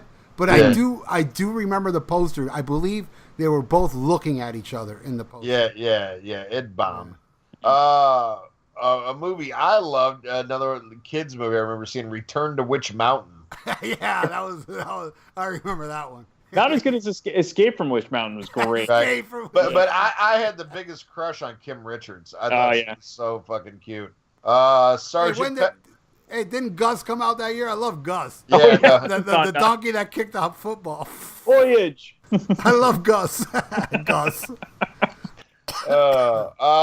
Sergeant Pepper's Lonely Hearts Club Band, the Bee Gees. Yeah. I'll tell you what, a good thriller. A lot of people don't talk about, The Silent Partner. Has anybody ever seen that with Elliot Gould and Christopher Plummer?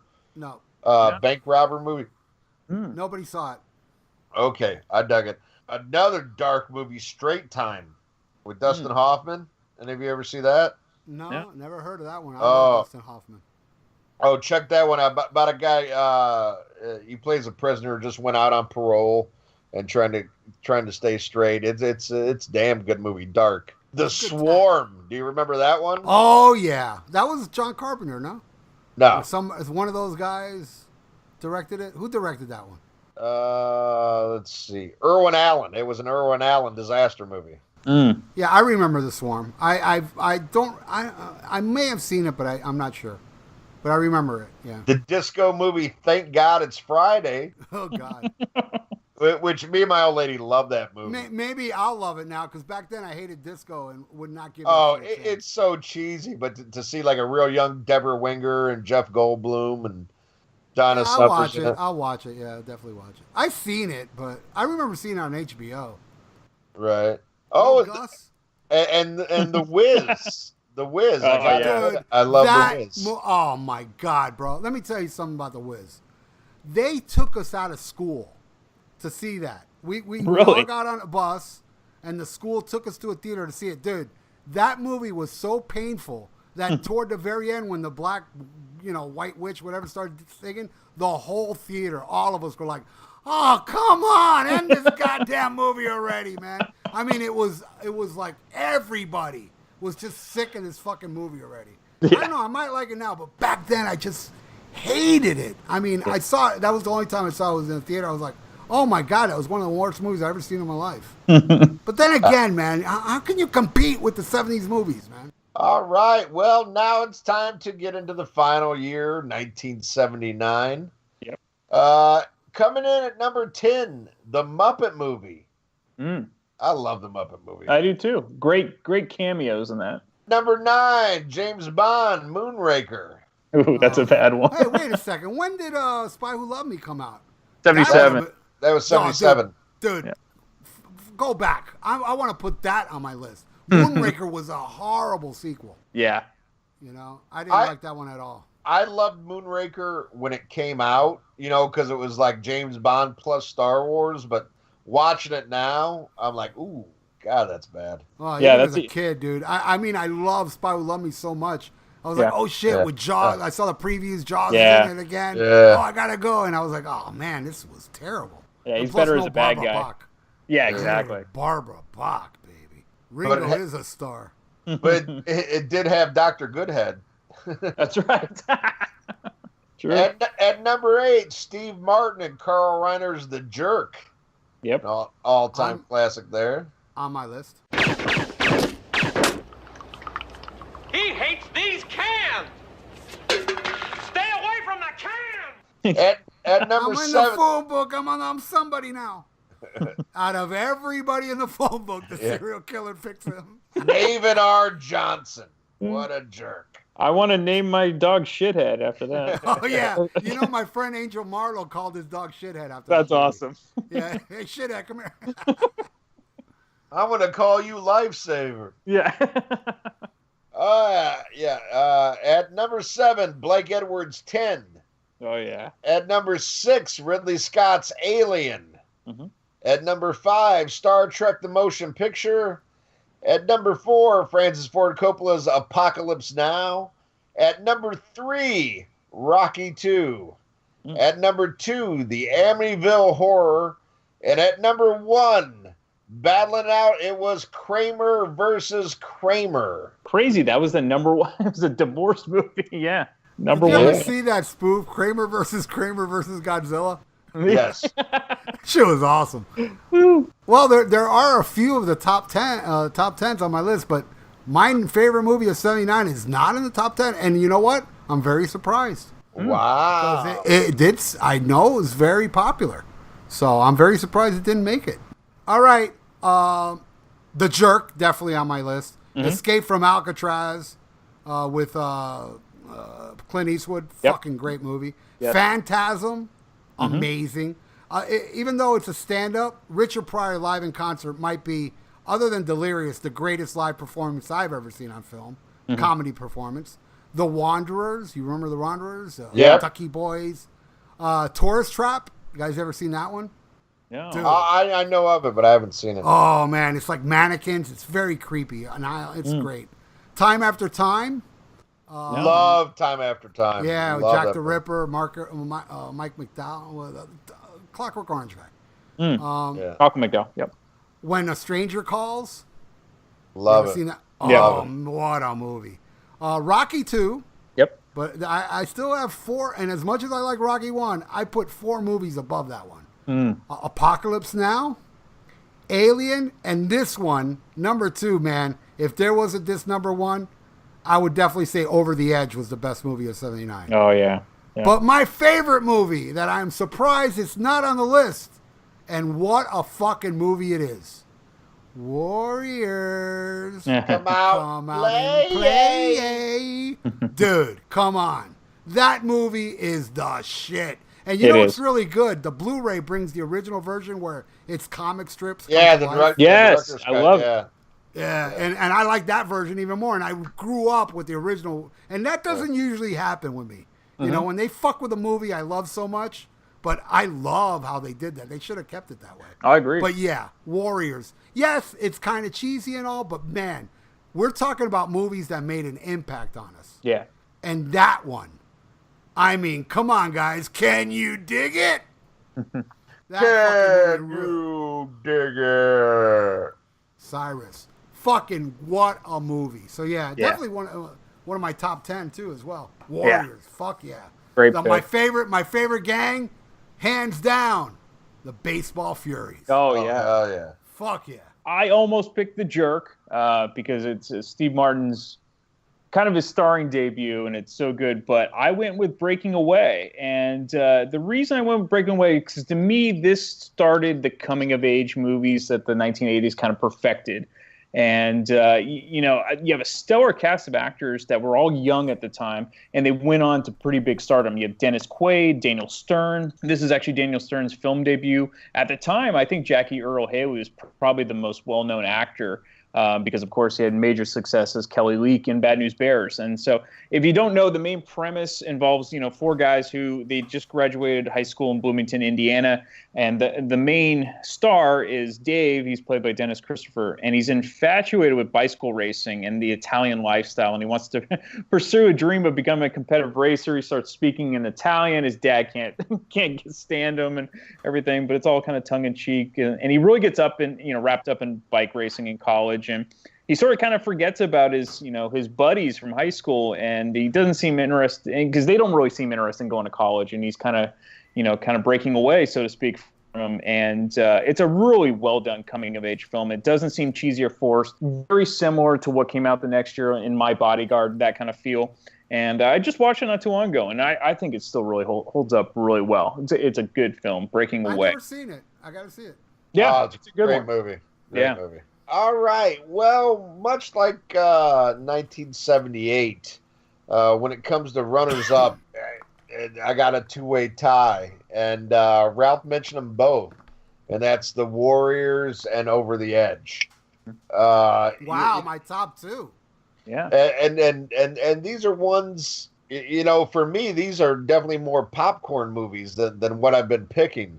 But they're so fucking good and had such an impact on my life. I don't want to cut you off, Ian, but now it just dawned on me why The Warriors wasn't in the top 10 all-time grossing movies of 1979.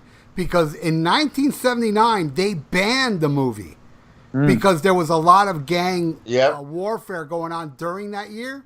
So they took it out of theaters. So if that didn't happen, I guarantee you it would have been in the top 10. All right, I'm sorry. You can continue now. That's good stuff. But great movie and Over the Edge. I mean, fuck. Man, a kid that tells on another kid is a dead kid. Dead kid. Yep.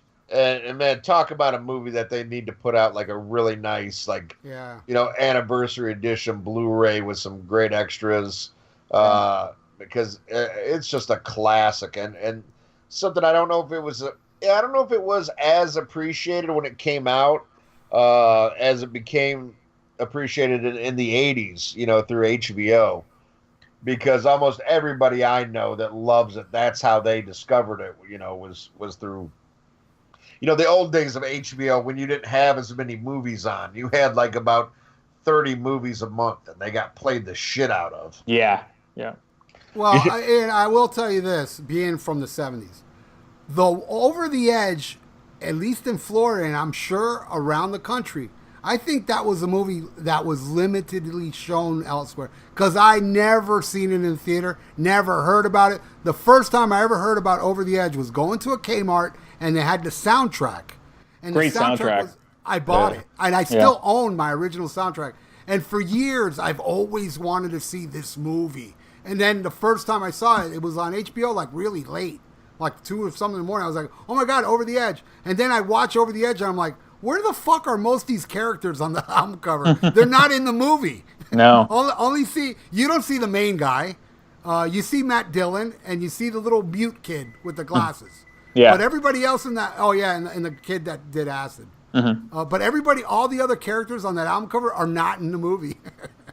So what's crazy about this movie is actually kind of inspired by a little town near where I grew up. It's in Foster City, California, and it was just basically about the San Francisco Chronicle kind of wrote an article about how there was a lot of juvenile crime going up because nobody, these kids had nowhere to go, and so they would have these rec centers that they'd shut down, and then they would just go on these crime sprees, and so it's really interesting that came from a news article, that they and what's kind of ironic about that movie was, if you listen to the commentary on the DVD, that town was very close to Columbine, where they filmed that movie. Was like just a few miles away from Columbine. Yeah, talk about irony. Yeah. Yeah, it's crazy. Yeah. New Granada. All right. Well, my favorite movie in 1979, and I really thought that this was going to be like a universal, much like I thought. Well, I knew Ralph was going to pick Jaws for 75. He knew I was going to pick Jaws, and I really thought you were going to be honest, Brian, and pick Jaws. I thought all of you were going to be in agreement here, but I guess I'm the only one to acknowledge that the greatest movie of 1979, and what a fucking way to end it.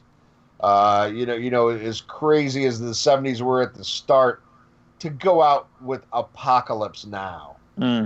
I mean, Jesus Christ. I mean, talk about just an incredible movie. Everything about it is epic and it's sweet. I mean, it's almost like a goddamn, it's like a Vietnam Lawrence of Arabia. To me, it has that kind of epic scope. But just with like what you could show in 1979. But the way it shows the insanity of war, the way it shows, how it was basically kids over there, fighting that war, but how people can lose their minds within war. And I think it says just as much about war in general as it does Vietnam. I mean, also, it was coming to terms with this war we just got out of. But you could apply that insanity really to any war. You could insert any war in there and still be relevant and still have meaning. And the performances, I mean, oh my God, Martin Sheen, Brando, Dennis Hopper. Robert Duvall. Yeah. Robert Duvall, for me, steals that movie. Yeah. Someday this war's going to end. I love the smell of napalm in the morning. Yep. Just the way when he says someday this war is going to end. Like it's a sad thing. Like he's a soldier that knows nothing of life without war. Like he's and you can almost tell like he's enjoying it. That's his purpose. That's what he knows how to do is war. Yeah. It's a great way to put it. And how sad that is, but there's people like that they're just waiting for something like that to happen so they can live out their purpose. You smell that? Napalm, son. Nothing else in the world smells like that.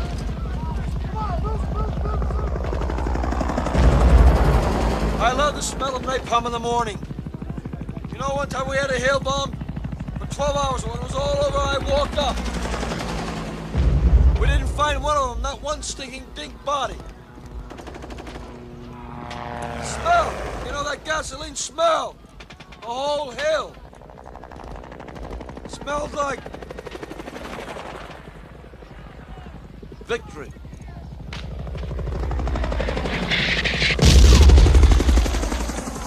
Someday this war's gonna end. And then you can see, somebody like Brando's character who was that guy, but just became disillusioned with the whole thing and kind of almost had a spiritual awakening to the madness of war and the futility of war. The horror. Yep. Yeah. And I love how they show the innocence, with Sam Bottoms and Lawrence Fishburne, to show you that these are kids over there, playing adult games, and just the madness of it. I think it's just a mind-blowing film, and that's another one. There's a lot of talk about the Redux version, and I think it's equally as amazing. Some people really hate that version. I love it. I got the steel box. Yeah, I've got the 3-disc Blu-ray that's got both versions. Plus, it has Hearts of Darkness, which is an incredible documentary about the making. I actually went to an art theater in Chicago to see that when it came out. Me and my dad went. Just a crazy time, And it was after the filming of that is when my dad was hanging out with Martin Sheen. And it wasn't too long after that we got thrown out of Martin Sheen's house because my dad was getting Martin Sheen drunk, and his wife came because he had a heart attack during the filming of it.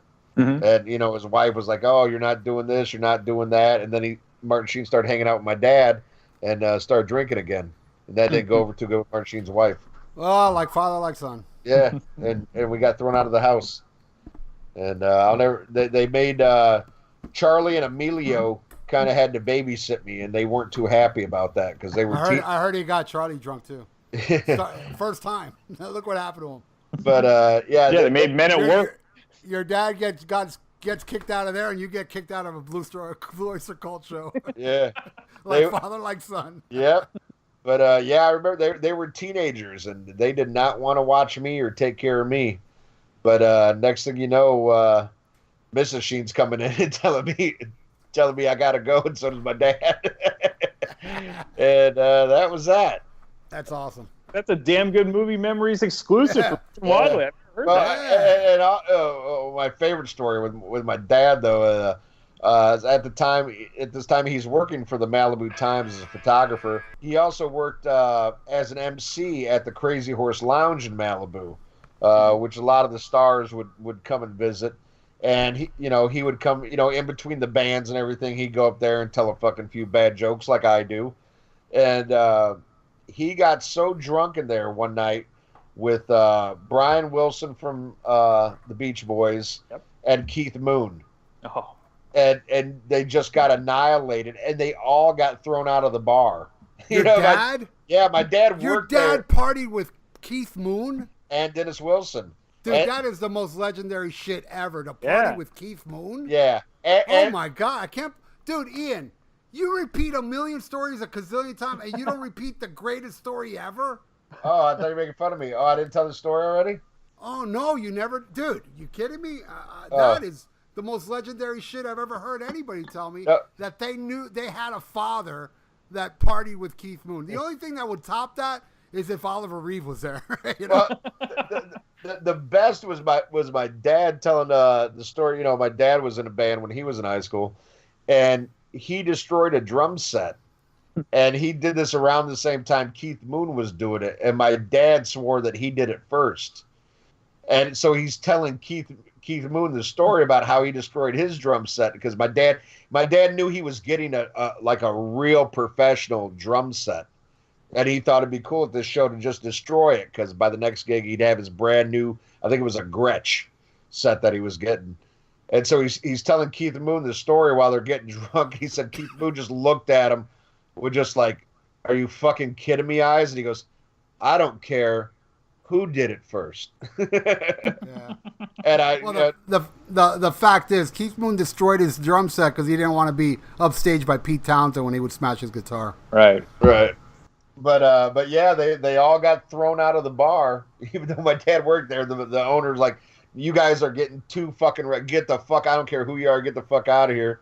And my dad would always brag about it. "I'm the only one that's still alive." Well, now they're all dead. Yeah. Oh man. But great story. That's legendary. Yeah. That is amazing. Your dad partied with Keith Moon. Yeah. Dude, that's the shit, man. Yeah. Wow. It was a chart in 78, 79 when we lived in Malibu. It was a charmed time. And you bring this up not on our podcast. Thanks, Ian. You can definitely use it on your own podcast.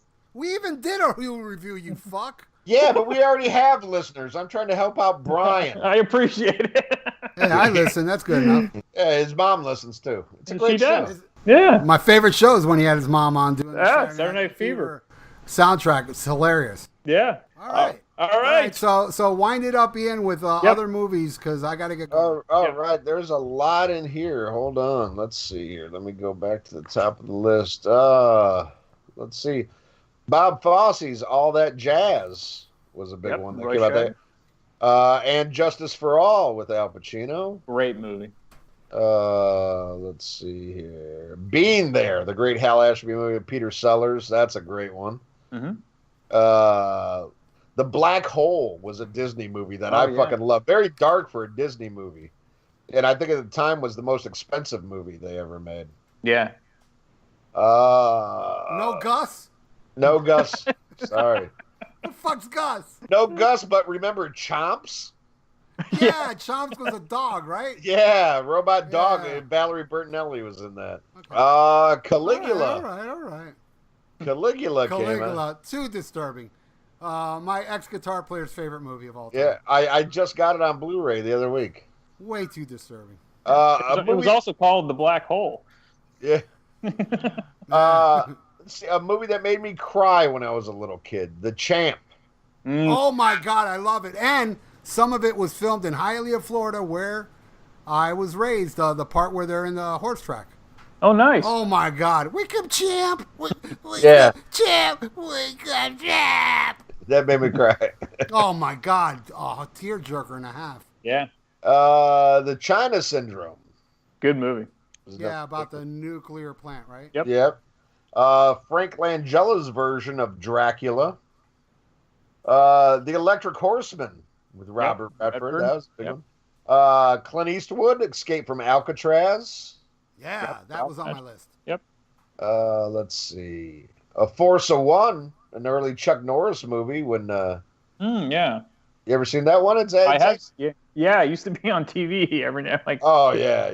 It's bad. It's bad, but it's Chuck Norris. You want to talk about a great Robert Duvall movie, The Great Santini. Oh, yeah. Oh, yeah. That was a good one. Yeah. That should have made my list. Yeah. Hair. Yep. We talked about it previously, but Hardcore was an awesome one. Should have been on my list, too. Comedy, I liked it. The In-Laws. You guys ever seen that one with Alan Arkin and Peter Falk? No. Yes. That is a good one. Yep. Talking about The Who, The Kids Are All Right, rockumentary movie. Fuck. Yeah, The greatest really well documentary movie ever. It should have been on my list. Yeah, I love it. That's a great one. Let's see. Love at First Bite with George Hamilton. Yep. Oh, my God. I got a story about that. I'll try to make it brief as possible. There was a kid called Lottie from England that lived here on Miami Beach. I gave him money to buy me weed. He never came back with the money. I didn't see him till like 3 days later when I was at believe it or not, this is 1984, at a Black Flag show. Yes, I saw Black Flag in 1984 at a club called Flynn's. He showed up with this girl called Lisa Cohen, and I was like, motherfucker, where's my money? And he's like, fuck you. And I'm no, fuck you. And they were holding him back. And I was like, go ahead, let him go. I'll fuck him up. And, the thing got broken up. The very next day, I go to a McDonald's with Eve. And this is the weird thing about Eve. Me and Eve are in McDonald's. We order food. We're sitting down. And then she said to me, I shit you not, after like 20 minutes hanging out with her, oh, did you hear? Lottie killed his little sister yesterday. I was like, you're telling me this now? And, okay, how does this relate to Love at First Bite? I'll tell you how. So, anyway, they got him. He got arrested. And I was even thinking, dude, what if they let him go and he stabbed me, Yeah. Because the whole thing was him and this guy called Manuel, which was a cool guy. He used to always give me a ride to Hialeah from Miami Beach instead of me catching the bus. Him and Lottie went to their house to kill the father. They had the plot. They were going to stab him, kill him. He wasn't there. The little girl was there, which I met the little girl one time because me and Ronnie Spruce, who's on my Facebook, we were left at a Styx concert in Hollywood Sportatorium. So we got a ride, but the only place I can go was Miami Beach. Ronnie was homeless, so we ended up climbing the window in Lottie's house and sleeping in his room. And when we left in the morning, we saw the little girl. We walk out, two strange guys with long hair all disheveled, walk out and this little girl's there and she's like, hi. Like we didn't scare her at all. It was a very sweet little girl. So when they went to kill the father, he wasn't there. And then she, as I saw on the news, she was yelling at them, no, get out of here, this and that. So Manuel, this really nice guy, held this little 5-year-old girl as Lottie stabbed her to death. Jesus. Now, there's this fucking idiot lawyer called Ellis Rubin that had this case. This case went all the way to Entertainment Tonight because he was blaming the movie Love at First Bite because it was playing on the TV while they were stabbing the little girl. And they said, it's a movie about a man that's dead and comes back to life. Like, they blamed the movie to... He blamed the movie to, they figured, we'll kill the little girl. She'll come back to life like Dracula. Right. So that's, believe me, there's more to the story, but I wanted to compress it. Yeah, crazy story. So did they get convicted? Yes, and and I have all this on video because I would record the news segments. Mm-hmm. A couple months later, Lottie went back to court begging for the death penalty because he was getting raped in prison. Which is kill a kid. Yeah. There's a beautiful part to the story, but yeah, not only did he rip off my fucking, weed money, but he ended up getting raped by, and passed around for a pack of cigarettes. There you go. Karma's a bitch. It is. Wow.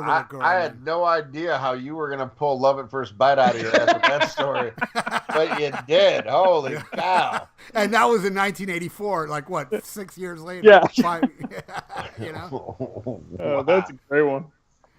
Holy shit. I don't know how I can top that, but I'm going to try. Mad Max came out in 1979. Great movie. Oh, yeah. Let's see. A horrible movie, but it was a big one that year. The Main Event with Barbra Streisand and Ryan O'Neal. Yep. Woody Allen's Manhattan came out. One of the first movies I remember seeing in the theater, it was a doubleheader at the drive-in with Piranha. It was Meatballs. Oh, yeah. Oh, yeah. Yeah, Meatballs was the first one. Cute movie with Bill Murray. Yeah, yep. Bill Murray's I believe it's first movie, right? Yeah, yep. Right after Saturday Night Live. Yeah. A horrible disaster movie I remember watching, Meteor. Have you ever seen that with Sean Connery?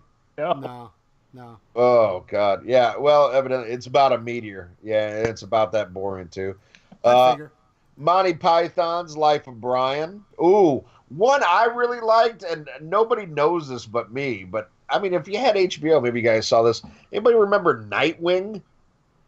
No. It was a movie about bats. Nope. Bats and Native Americans. It's actually pretty good. Norma Ray. Yep. Sally Field won Academy Award, right, for that? Yeah, she did. Yes. She did, yeah. That means you like her. Yeah. North Dallas 40. Great. I saw that when it first came out. Yeah, the first showing. Nick Nolte football movie. The Onion Fields. Anybody ever seen that one? I love that one where they kill they shoot the guy in the field, right? Yep. Yeah. Based on a true movie, true story. Yes. And a movie. Yes. The movie version of Quadrophenia came out. I didn't like it. Never seen it. I did not like it. Another horror movie. I've seen this box. To this day, I can still see the cover of this VHS that I never brought myself to rent, but maybe you saw it, Ralph. Prophecy. Yes. With yes. Talia Shire. Yeah. With the poster had like the egg. Yeah. It's a good movie. I haven't seen it since then though. I'll have to check it out. Rock and Roll High School. Oh yeah. I like it's a little too goofy. That's why I didn't make my list, but I do like that movie. Yeah. Actually, Cheap Trick was supposed to be the band in that movie. Oh, instead of the Ramones. Yeah. Then they turned it down, so they gave it to the Ramones. Sammy Hagar's first big movie, The Rose, came out in 1979. That was actually better than Van Hagar. Yeah. Miller. Yeah. Now here's another kid movie that I used to love, and I think I first saw this on TBS. They used to show it all the time. Scavenger Hunt. Do you remember that? No. It was about a scavenger hunt. It was good. It's like Meteor. Yeah. Let's see what else we got here that we Gus. Nope, no Gus yet.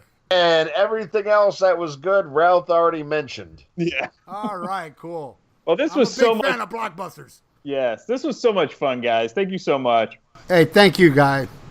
Brian. Yes. Hey, guy. Hey, guy. Right? Hey, buddy. You're all right, dude. Thanks, guy. Well, of course, if you haven't checked out the Rock and Metal Combat Podcast, you're an idiot. You're an idiot. Yeah, you need to check out. Hey, Jinx. You'll buy a Coke. Ralph and Ian are amazing. As you've witnessed here, you get stories that you will hear nowhere else. And definitely check out the Rock and Metal Combat Podcast. Check out both of their radio shows. They're amazing. And support Thrash or Die. Tremendous band. Yeah. This has been an absolute pleasure. Thank you so much, guys. Thank you, man. It's been a fucking honor, and I love your program, and thanks for having us. Thanks so much, guys. Yes, this just gave me a damn good movie memory. I like this. I like it. Hey, that was awesome. That was so fun. If you enjoy this podcast and are an iTunes user, please do the show a favor and head on over to the official iTunes page for Damn Good Movie Memories. Be sure to leave a rating and a review. This will allow the show to appear higher in the algorithm and spread the joy of this podcast to the masses. If you are not an iTunes user, you can still listen and subscribe on Podbean at damngoodmoviememories.podbean.com. Be sure to like us on Facebook under our Damn Good Movie Memories page. You can also listen to a limited number of episodes on YouTube. I hope you enjoyed this week's episode, and be sure to tune in next week for an all-new episode of Damn Good Movie Memories. I am Dr. Fuck. And I'm the Untitled Alcoholic. And we are part of the Rock and Metal Combat Podcast. We are the Rock and Metal Combat Podcast. That's right. And the way you can check us out is we are on iTunes and also Podbean. And we forgot a review recently. I got this review right here. It says, Rock and Metal Combat Podcast is the greatest podcast in the world, and it's my #1 podcast, signed by Science. Now, and then Science also said, My second favorite podcast is It Doesn't Matter, the rest suck. Rock and Metal Combat Podcast on iTunes and Podbean. Check it out. Science! Are you ready for the hottest new podcast out there? Check out the Viera Vault, featuring none other than Dr. Fuck Ralph Viera. You will hear personal stories and personal songs from the vault. There ain't nothing else like it. The one, the only, the original Viera Vault on Podbean, Stitcher.com, and iTunes. Spreaker. God damn it.